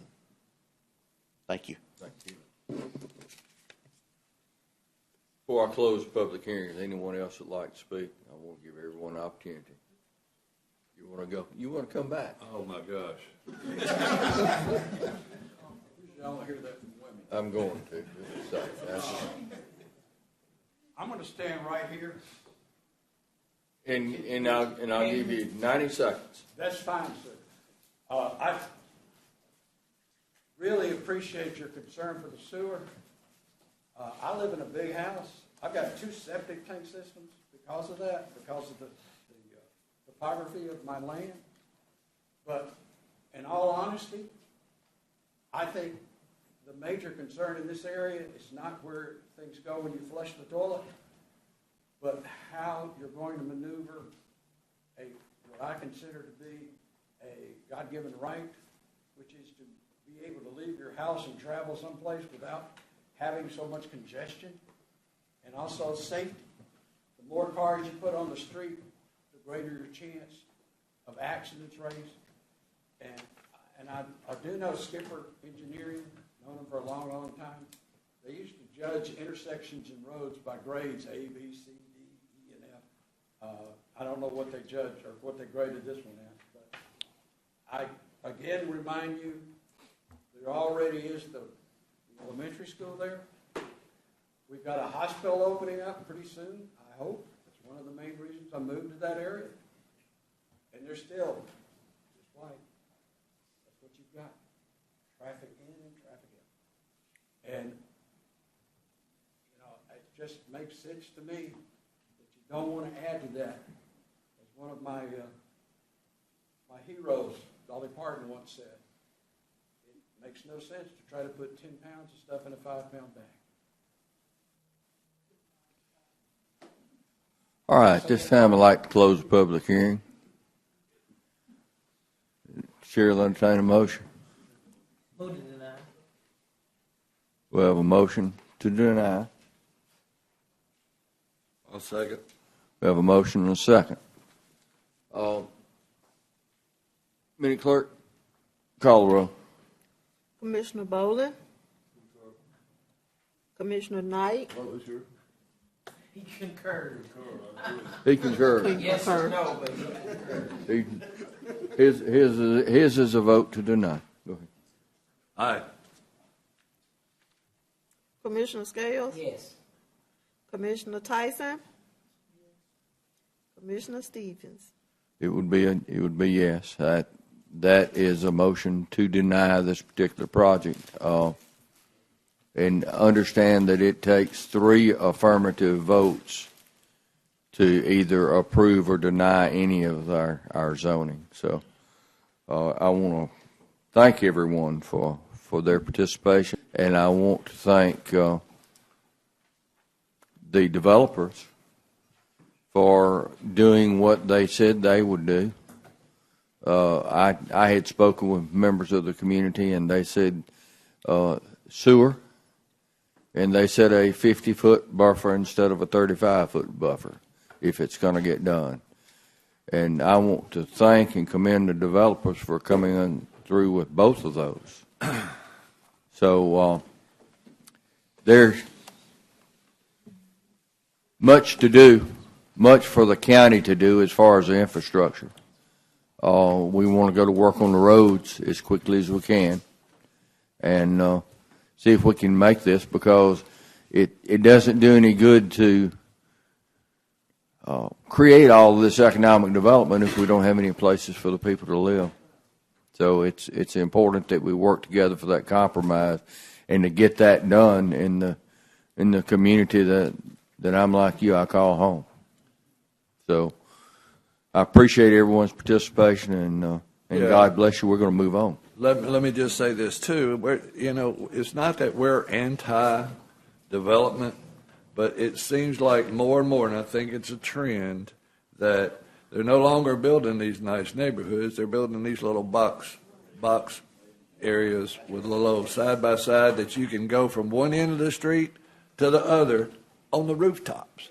And And when you do that, and you bring it in this situation that I was in earlier, to a nice neighborhood who's got nice homes, and then you come in there and put that on the back side of it, I just have a problem with that. So I'm sorry, I don't mean to. I think didn't our zoning address that, Mr. Morrison?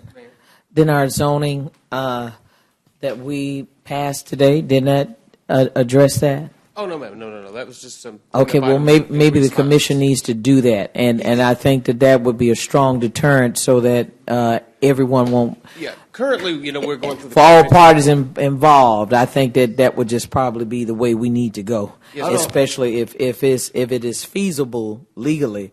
I think that's how you already set the blueprint for how those developers will engage communities within Jefferson County. Agreed, and I haven't seen too many of the developers come in here and say, "Hey, man, I live in one of these little box neighborhoods and it's great." So, all right, I'm gonna shut up. Those that were here for the zoning hearings, I know this has been a long day. If y'all want to go ahead and excuse yourself, you certainly can. See y'all next week. Thank you. Thank you.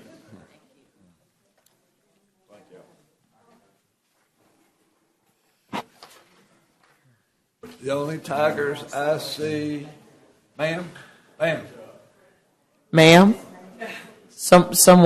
Commissioner Knight is trying to get your attention. The only tigers I see, what? Oh, road tigers. Yeah. Road tigers. All right, I know we have one more public hearing, but I'd like to go ahead and go through our resolutions. I think we can go through those very quickly. I move 1 through 102. We have a motion. Second. And a second. All in favor say aye. Aye. We have two items of new business. Yes. One item, I'd like to ask the body for unanimous consent to consider two items of new business. Second. Have a motion and a second. All in favor say aye. Aye. Any opposition? First of those items is an appointment for Jefferson County DHR Board of Directors. They need it for a quorum. Move the item, Mr. President. Item's been moved and seconded. All in favor say aye. Aye. Thank you very much. The second item is Mr. Market. It's a resolution of the county commission acknowledge. No, this is a sheriff. There may be three items in new business.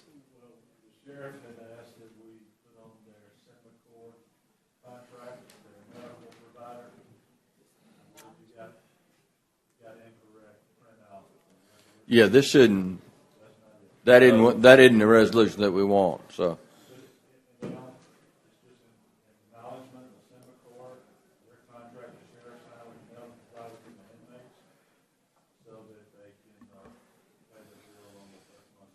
It's my understanding that they were inadvertently left off the vendor list, and they're 45.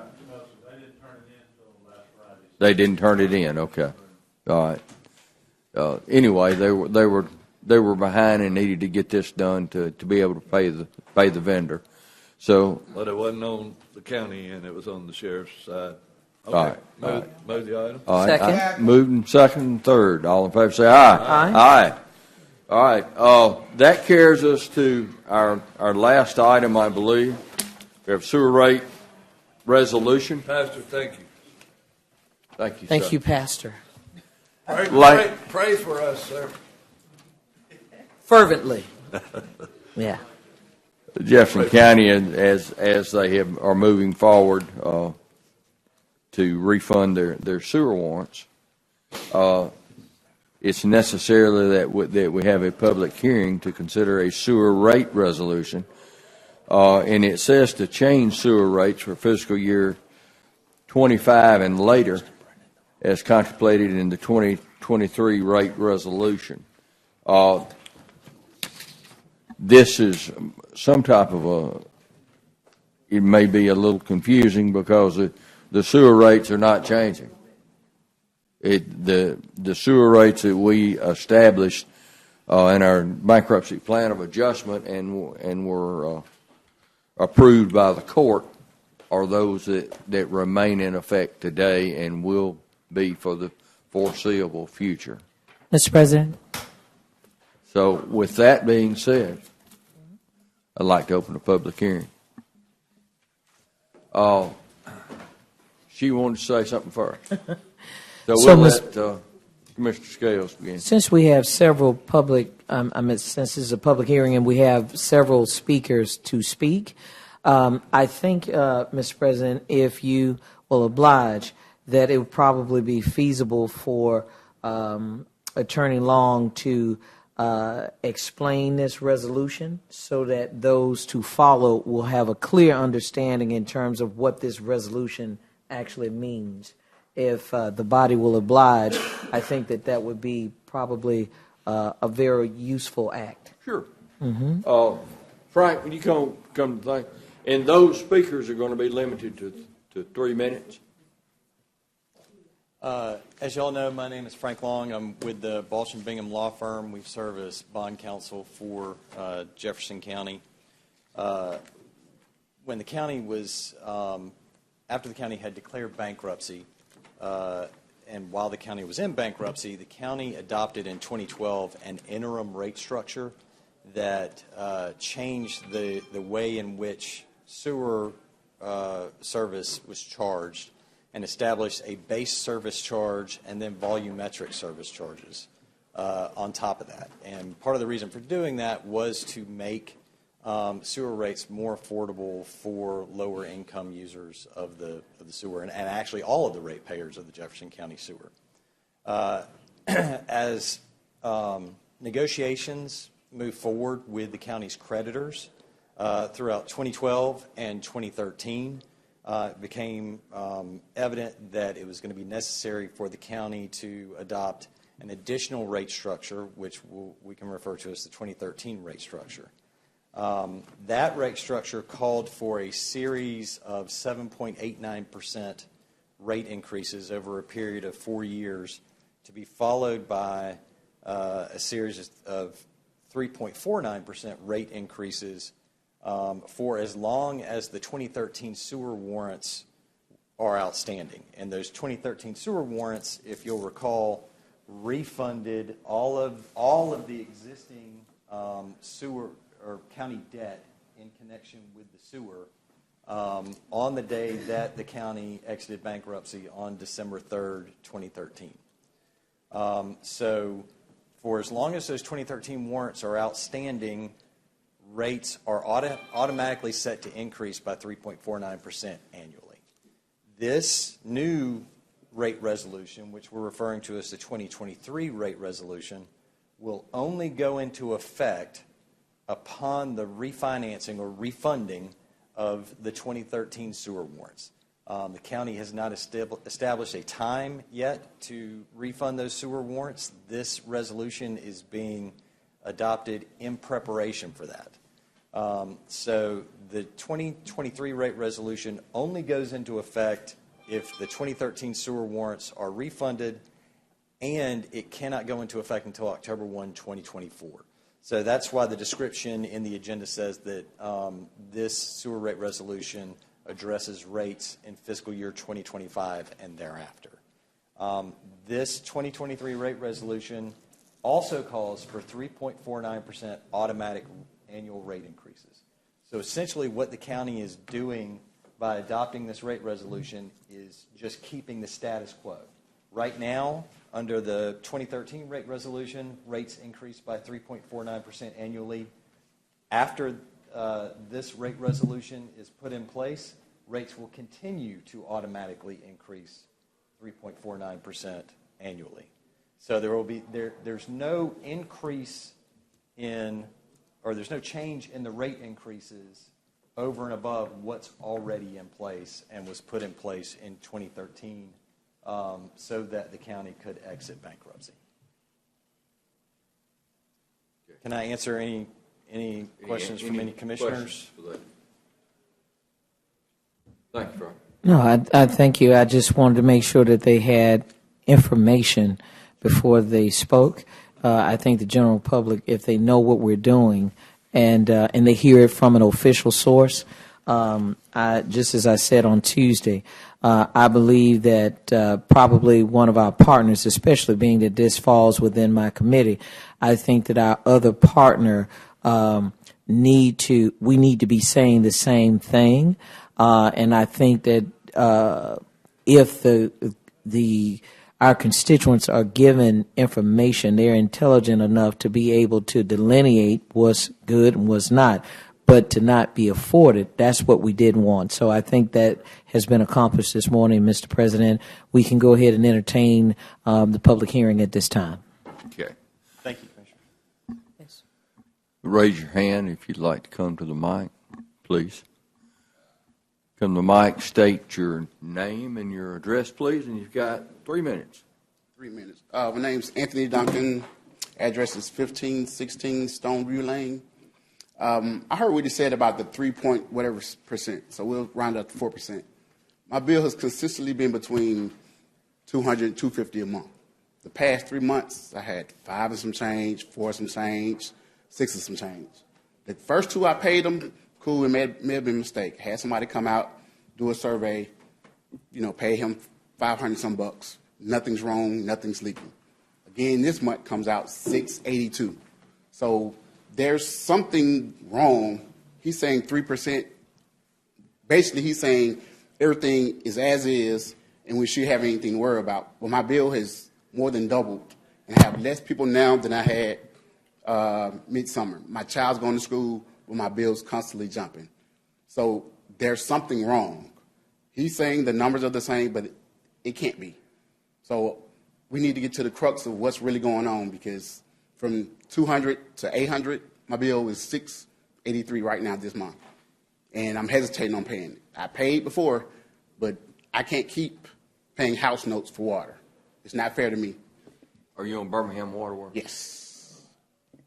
Yep. And I got what he said, 3% The numbers don't matter. If my bill's been 200 and he's saying it's, 210, fine. But 400, 500, and no, man, that's ridiculous. What's your water bill? Right now, 682 and some change. Well, and it was due on the 5th. I normally pay all my bills on the 5th.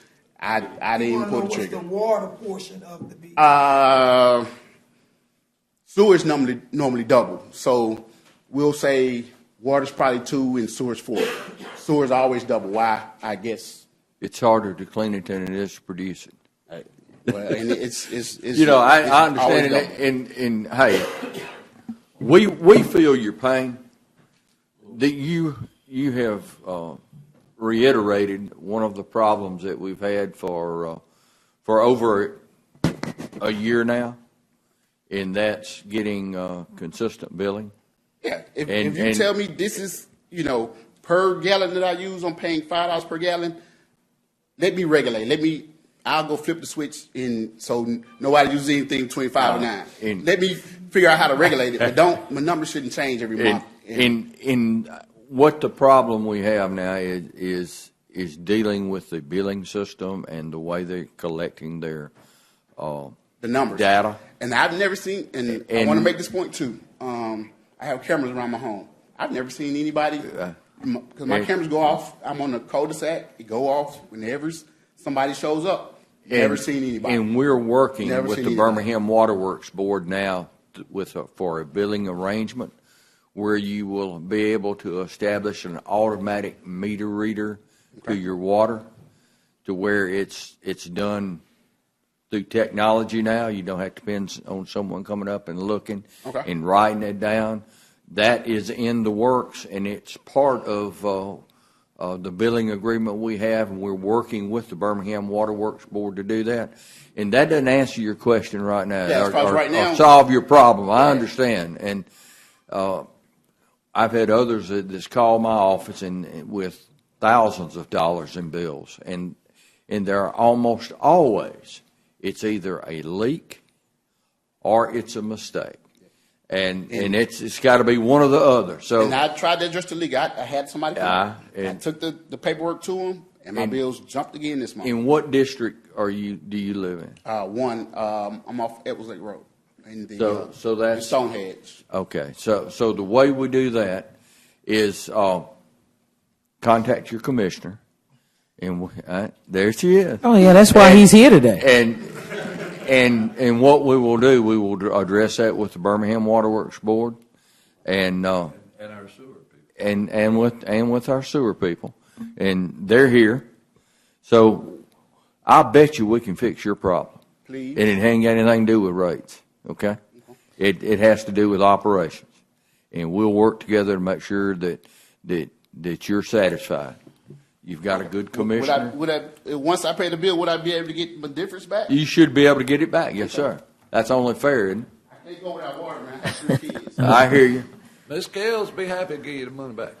Yeah, I know from the county. Yes, ma'am. Exactly. Thank you. Sorry for your problems, but I appreciate you coming. Yes, ma'am. My name is Elizabeth Bevel, and I reside at 824 86th Street South. And I'm here because I oppose the base service charge that we have on our bills. On our bills, we have one for Jefferson County, $25 base service charge, and we also have a base service charge for Birmingham Waterworks. No one can explain why. Why do we have that base service charge? I did write to the Attorney General's office, and I wanted to get some answers because I wrote you all last year.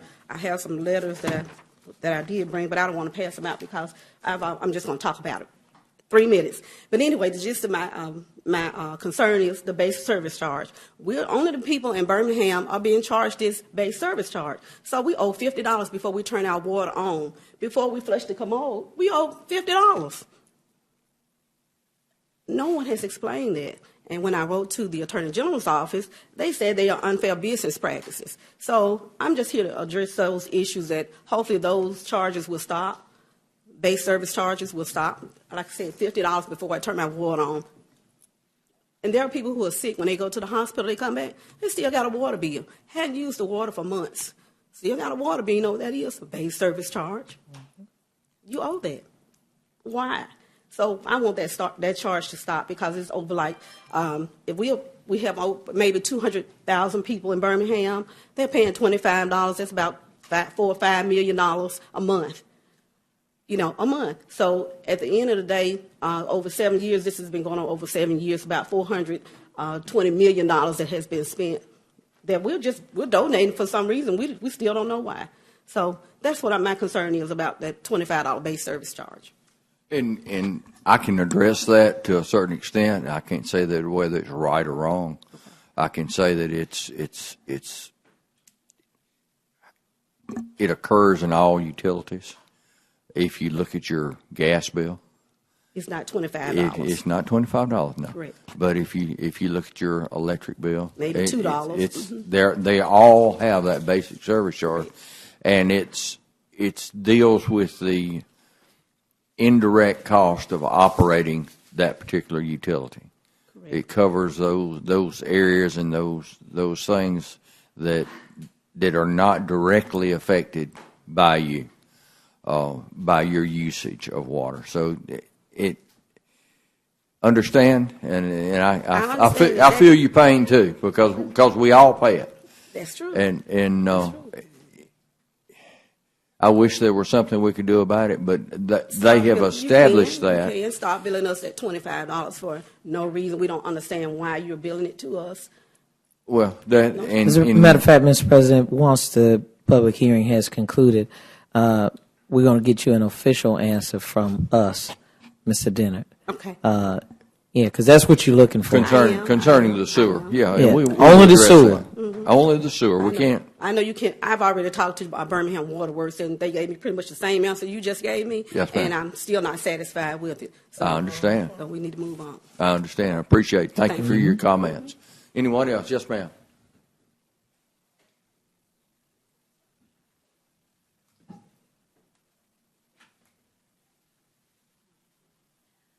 Good morning. Morning. Thank you, Mr. President and Commissioners, for allowing me to speak today. My name is Terry Michael. I live at 629 Ridgetop Circle here in Birmingham. And I want to say thank you to the other folks that have come and spoke, because that's going to allow me to concentrate mostly then on the debt aspect of this.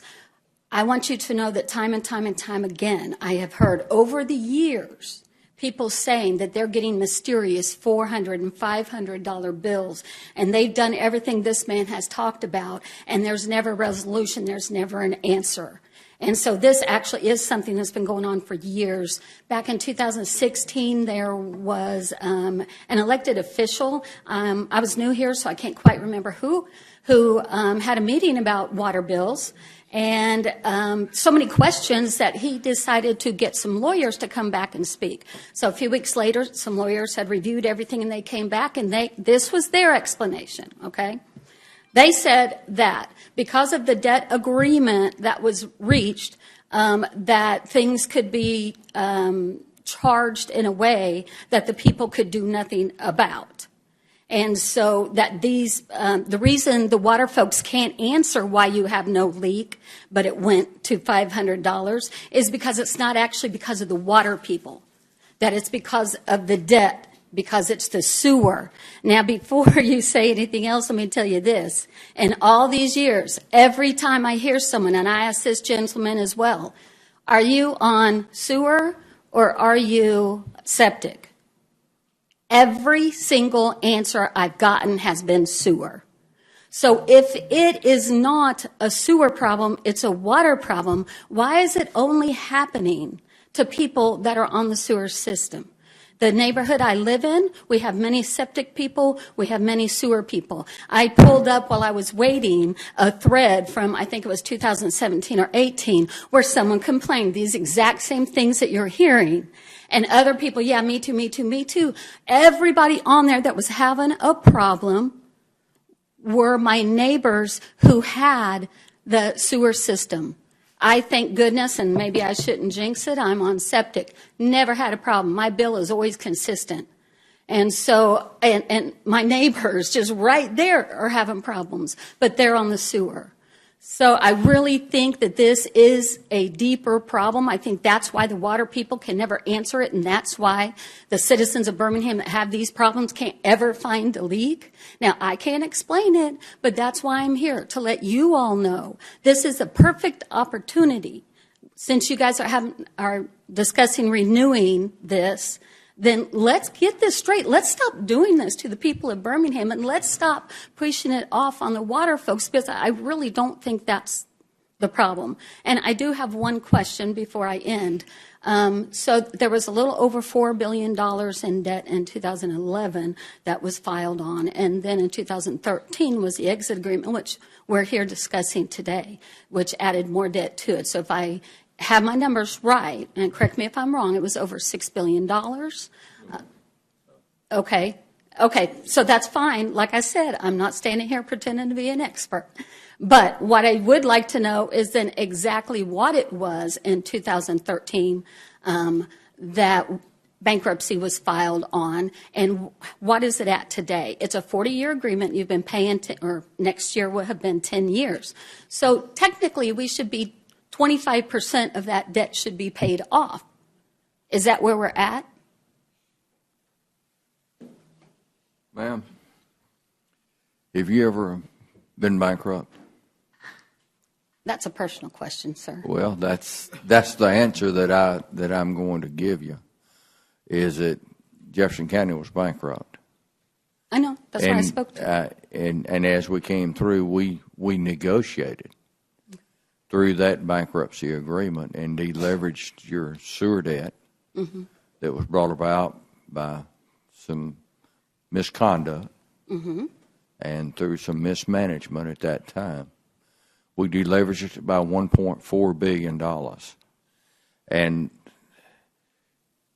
right now, if we are able to go to market in the very near future, we will refund or refinance around $2.3 billion.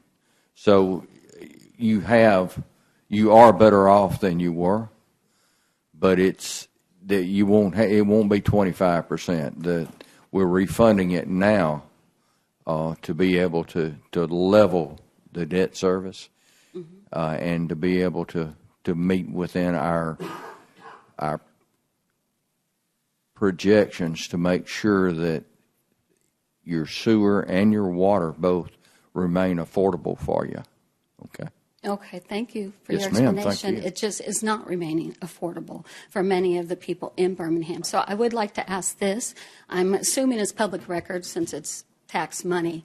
I would like then, since I guess I'm mistaken about the numbers, I was going by an article Shallon Stevens wrote in 2014 about this very subject, is how I came up with that number. So is it public record, and would I be able to request then? You should be able to do any of that, but you've got an expert sitting right there behind you, Barnett Wright. Mm-hmm. He covered the county during that period of time, and he was very diligent in what he did and very fair in what he wrote.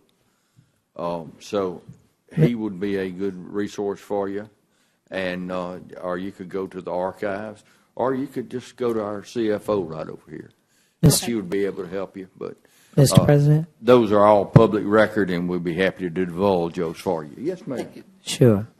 So I think at this juncture, and you can tell me if this is appropriate at this time, Mr. President, I think that's one of the things that all of us can say about our district, so I'm just going to make it germane to myself. I've always been one that have been transparent, and those who know me know I work very hard in my district. I don't speak for other folks' district. I only speak for my district. That's why my folk are here today, because I mentioned that on Tuesday. That being said, respectfully, Mr. President, I think that Mr. Long, if you can approach the bench, and then Mr. Markert, if you can direct Mr. Dennard, I think we have the answers, and really all that citizens want is to get a definitive answer. I was a part of a neighborhood meeting, don't mind saying it, and I heard from what should be a partner, because I think that a lot of people do not know that the county has been subsidizing or paying for helping to participate in the operations of our waterworks partner. The public doesn't know that. All they hear is the majority of the bill is associated with the sewer debt. And because of the misconduct, Mr. President, that you're speaking of, is the reason why people still have a challenge with really hearing what the county has done, what the county is attempting to do. And so I think the short answers, which we provided to the public, Mr. President, already, I think Mr. Long can answer it in this setting, what's already public. And I think that Mr. Dennard, in terms of the basic rate, what that is, I'm not directing staff, so Mr. Markert, if you can authorize him to speak. Those are two simple things that we can already give an answer to, that we've already done publicly, but I think we owe it to them and to those who are watching online to get an official answer once and for all. Because when we go back and forth, even though we know the answer internally, right? And let's just say if you missed the news of the day, and depending on whether or not they gave the full soundbite of the day, we don't want a news entity telling our story, not totally, because even they too can be influenced. I prefer for them to get it from a source, Mr. President, with the answer that we have already, meaning that we've already been provided, so that we are all saying the same thing. Now, I've heard you've been talking for a while now. No, I haven't talked as long as what we just came out of. What we need to allow these citizens to speak. Is there any other citizens that'd like to speak? That's it. All right, now we will close the public hearing. Okay. David, would you like to address that very briefly, please? Sure. And Frank, if indeed, I don't know that there's any position that, yeah. So, as you mentioned, fixed charges is a very common, the overwhelming majority of utilities charge a fixed charge or a base charge. And the reason for that is it's a way to make sure that your bill represents how your costs are. So the vast majority of our costs are fixed cost. We've got 9 treatment plants. They always have to be there. They've been constructed. We've got 3,100 miles of sewer. They're in the ground, and they always have to be there and be ready to operate when the demand comes. So, we have to staff our plants 24 hours a day, 7 days a week. All of that has to be there. So what that does is it represents whether, our flows are 50 million gallons a day or 70 million gallons a day. The vast majority of that cost is not the power that we have to do to treat that additional 20 million gallons a day. It's the facilities that are already there. They've already been, the costs are already there. And so that's really what the fixed charge is there for. So if I had to put that in layman's term, okay. No, I'm going to help you out. Yeah. So in layman's term, can you step over to the side just a moment, David? For your edification and for the edification of the public, the simplest way to say it is that there's a cost before you turn on your water. That's the county's cost to make sure that these plants that allow you to have a sewer service, not a water, a sewer service, that's what your base rate deals with. It pays for that cost. Am I making sense now?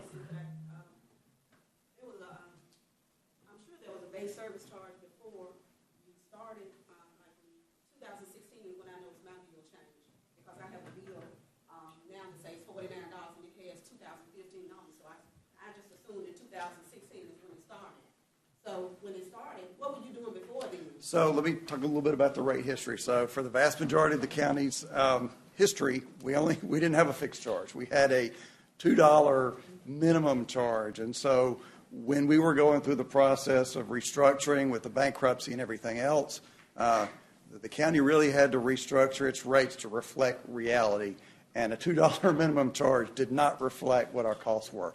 So in the 2012 rate changes that we made, we instituted that fixed charge based on that. So, it's really a balance. We want to give customers the opportunity. We want to be able to recover our fixed costs, but we also want to give customers the ability to control their usage. So that's why you see there's roughly a 50% sort of split so that customers can, able to control their consumption and limit as much as you can. At the same time, if there's zero consumption, we still have more than $2 worth of cost. So the short answer, 2012 is when we implemented that. And that began to reflect, it allowed us to go back and look at our cost structure and understanding that over the years they had done it wrong all this time and it was not covering our fixed costs. And that happens. I want to thank everyone for their participation today. Each one of you, those that got up and voiced their concerns and their opinions, we hear you. And we understand, and we'll be happy to continue this dialogue as we move forward, because one thing that we want is that transparency, that was lacking, that got us into this trouble that we're trying to work our way out of. And the last thing that we want to do is to try to do things that the constituents that we serve would not know. So, Mr. President. So thank you so very much. And as we close this out. Need a motion. I do. Yeah. As we close this out, you can make your motion and everything, Mr. President. But as we close this out, I know that there are 2 outstanding questions. Here's what I would ask you all to do. I can't direct staff. County manager can. I would ask you to get the number of the county manager, follow up with Mr. Dennard's office, okay? And the questions that you have, they are valid. And that's that. And now that's the way I'm going to leave that. One of the things that I know that creates a level of transparency is a deliberate educational format that allows you all to be able to know what is going on. And that's I could say more, but I'm not trying to come across adversarial with my colleagues. I just want people to understand, just like we've had these zoning things that we've been entertaining for several hours, this has been many decades of folk dealing with the same problem. All they want are answers. And if we give the answers, it would make life so much simpler when people understand what it is that we're trying to do. And I think that when they get this information from us, not a news entity, okay, but they get it from us, and we tell our own story. And obviously you had a commission or commissioners that were a part of it, which is the reason why we are a continuous body, and we inherited that problem. Right. But inheriting the problem needs to also be explained. So when you get your bill, and I'm hearing in a neighborhood meeting that the other partner, which is the waterworks, and they say, well, everything is on the county, well, then the county needs to give the full scope for the sake and the purpose of making sure that you all understand. Even though that's not what we're dealing with regard to this resolution, the mere fact that you didn't even know that's the only thing I was saying to us as commissioners the other day. It could be misinterpreted for something else. Okay? So now that you all have had that, I would encourage you, and you got my number. If you don't have it, I know you have it personally. You all are welcome to get my personal number. I've always been very open. What you see is what you get. Okay? So that being said, Mr. President, you can go ahead and move forward with the item, but I'd like for you all to make sure you have a complete understanding of what we're doing today. This is something that's been ongoing for many, many years due to some malfeasance years and years ago, long before any of us assumed this position. And we've been dealing with it for a long time, and we have to continue to deal with it. And so, like Ms. Gale said, we can follow up to let you know a little bit more why it is what it is, but it is what it is. And Mr. So is it any way for us to have like town hall, at least one every year or something, every 6 months or something? Because the bulk rate of the complaints are coming into District 1 and 2. I don't think, Commissioner, we ask. I think we just have our own town hall meetings and invite our folk. But are and they let them going hear. to allow the experts to come to our meeting? Because if we can't make the department heads come that really have the solid information that y'all need. Well, so that's what I would like, if you could do that, to have the experts to come, because we are getting too many calls in. And I have talked about this forever. So we just really need to have meetings. If y'all don't want to have it as a county commission, as the whole county, if we have them in our district, will y'all allow the experts from the county come? Well, Commissioner, I don't think that as 1/5, 2/10 of this body we have to ever ask. We are commissioners. It is our constituents who brought us to the table. That being said, the county manager works at the pleasure of the commission, not a commissioner or 3 commissioners or 4 commissioners or whatever. The bottom line is that we all are advocating. Okay, none of us should have anything that we have to hide. And the county manager will direct staff who works for us to make sure that they're at the meeting. And it's really just that simple. Not talking about the staff. What is this? Well, Mr. Long, who deferred just this morning to David Dennard, who is over sewer. And so what I'm saying is, since that is a committee, I'll get with you, Commissioner, and we can have a town hall meeting. So the lawyer is, the legal firm or the law firm is deferring to David Dennard, who works at the pleasure of the county manager, and the county manager works at the pleasure of 5 commissioners. And you and I make up 2/10 of this commission, and so County Manager, respectfully, I'm asking you that when we get this date set, for you to direct staff to be present so that all of our constituents, I mean, I'm not breaking it down to 1 and 2. Whoever wants to be there can be there. But I think that we would gain more traction on our own, being that the Waterworks Board is putting out misinformation. And if we did it ourselves, and not only our people will they speak, they can also provide it in writing. No one is going to tell your story the way you do. When I learned of what we were doing in terms of paying for services with the Waterworks, that same meter, sir, that our commission president eloquently told you about, it is the county that is going to help to pay for it. But you hadn't heard that, have you? So that's my point. And that's what I'm telling you, Mr. President. If we told our own story about the responsibility that we have assumed with the problem that we have inherited, the public will actually probably support us a lot more. Because now you're saying that we're trying to rectify, not only with our words, but in money. And that's what it takes. And once they hear that, then they're going to respect what it is that we're attempting to do with whatever we have to do, including bond refinancing, moving forward. Then you'll see that this body is trying to act responsibly and sensitively to what the constituents are having to face. Thank you, Commissioner. I would like him to be at the meeting. That's Frank Long. Frank Long. You ready to move? Chair, President, I move the motion. Motion's been moved. Second? Seconded. All in favor say aye. Aye. Any opposed? Motion carried unanimously. Anything from you, County? No, sir. County Manager? County Attorney? We've heard from the commissioners today, I believe, so I think we're good there. This meeting is recessed until further notice.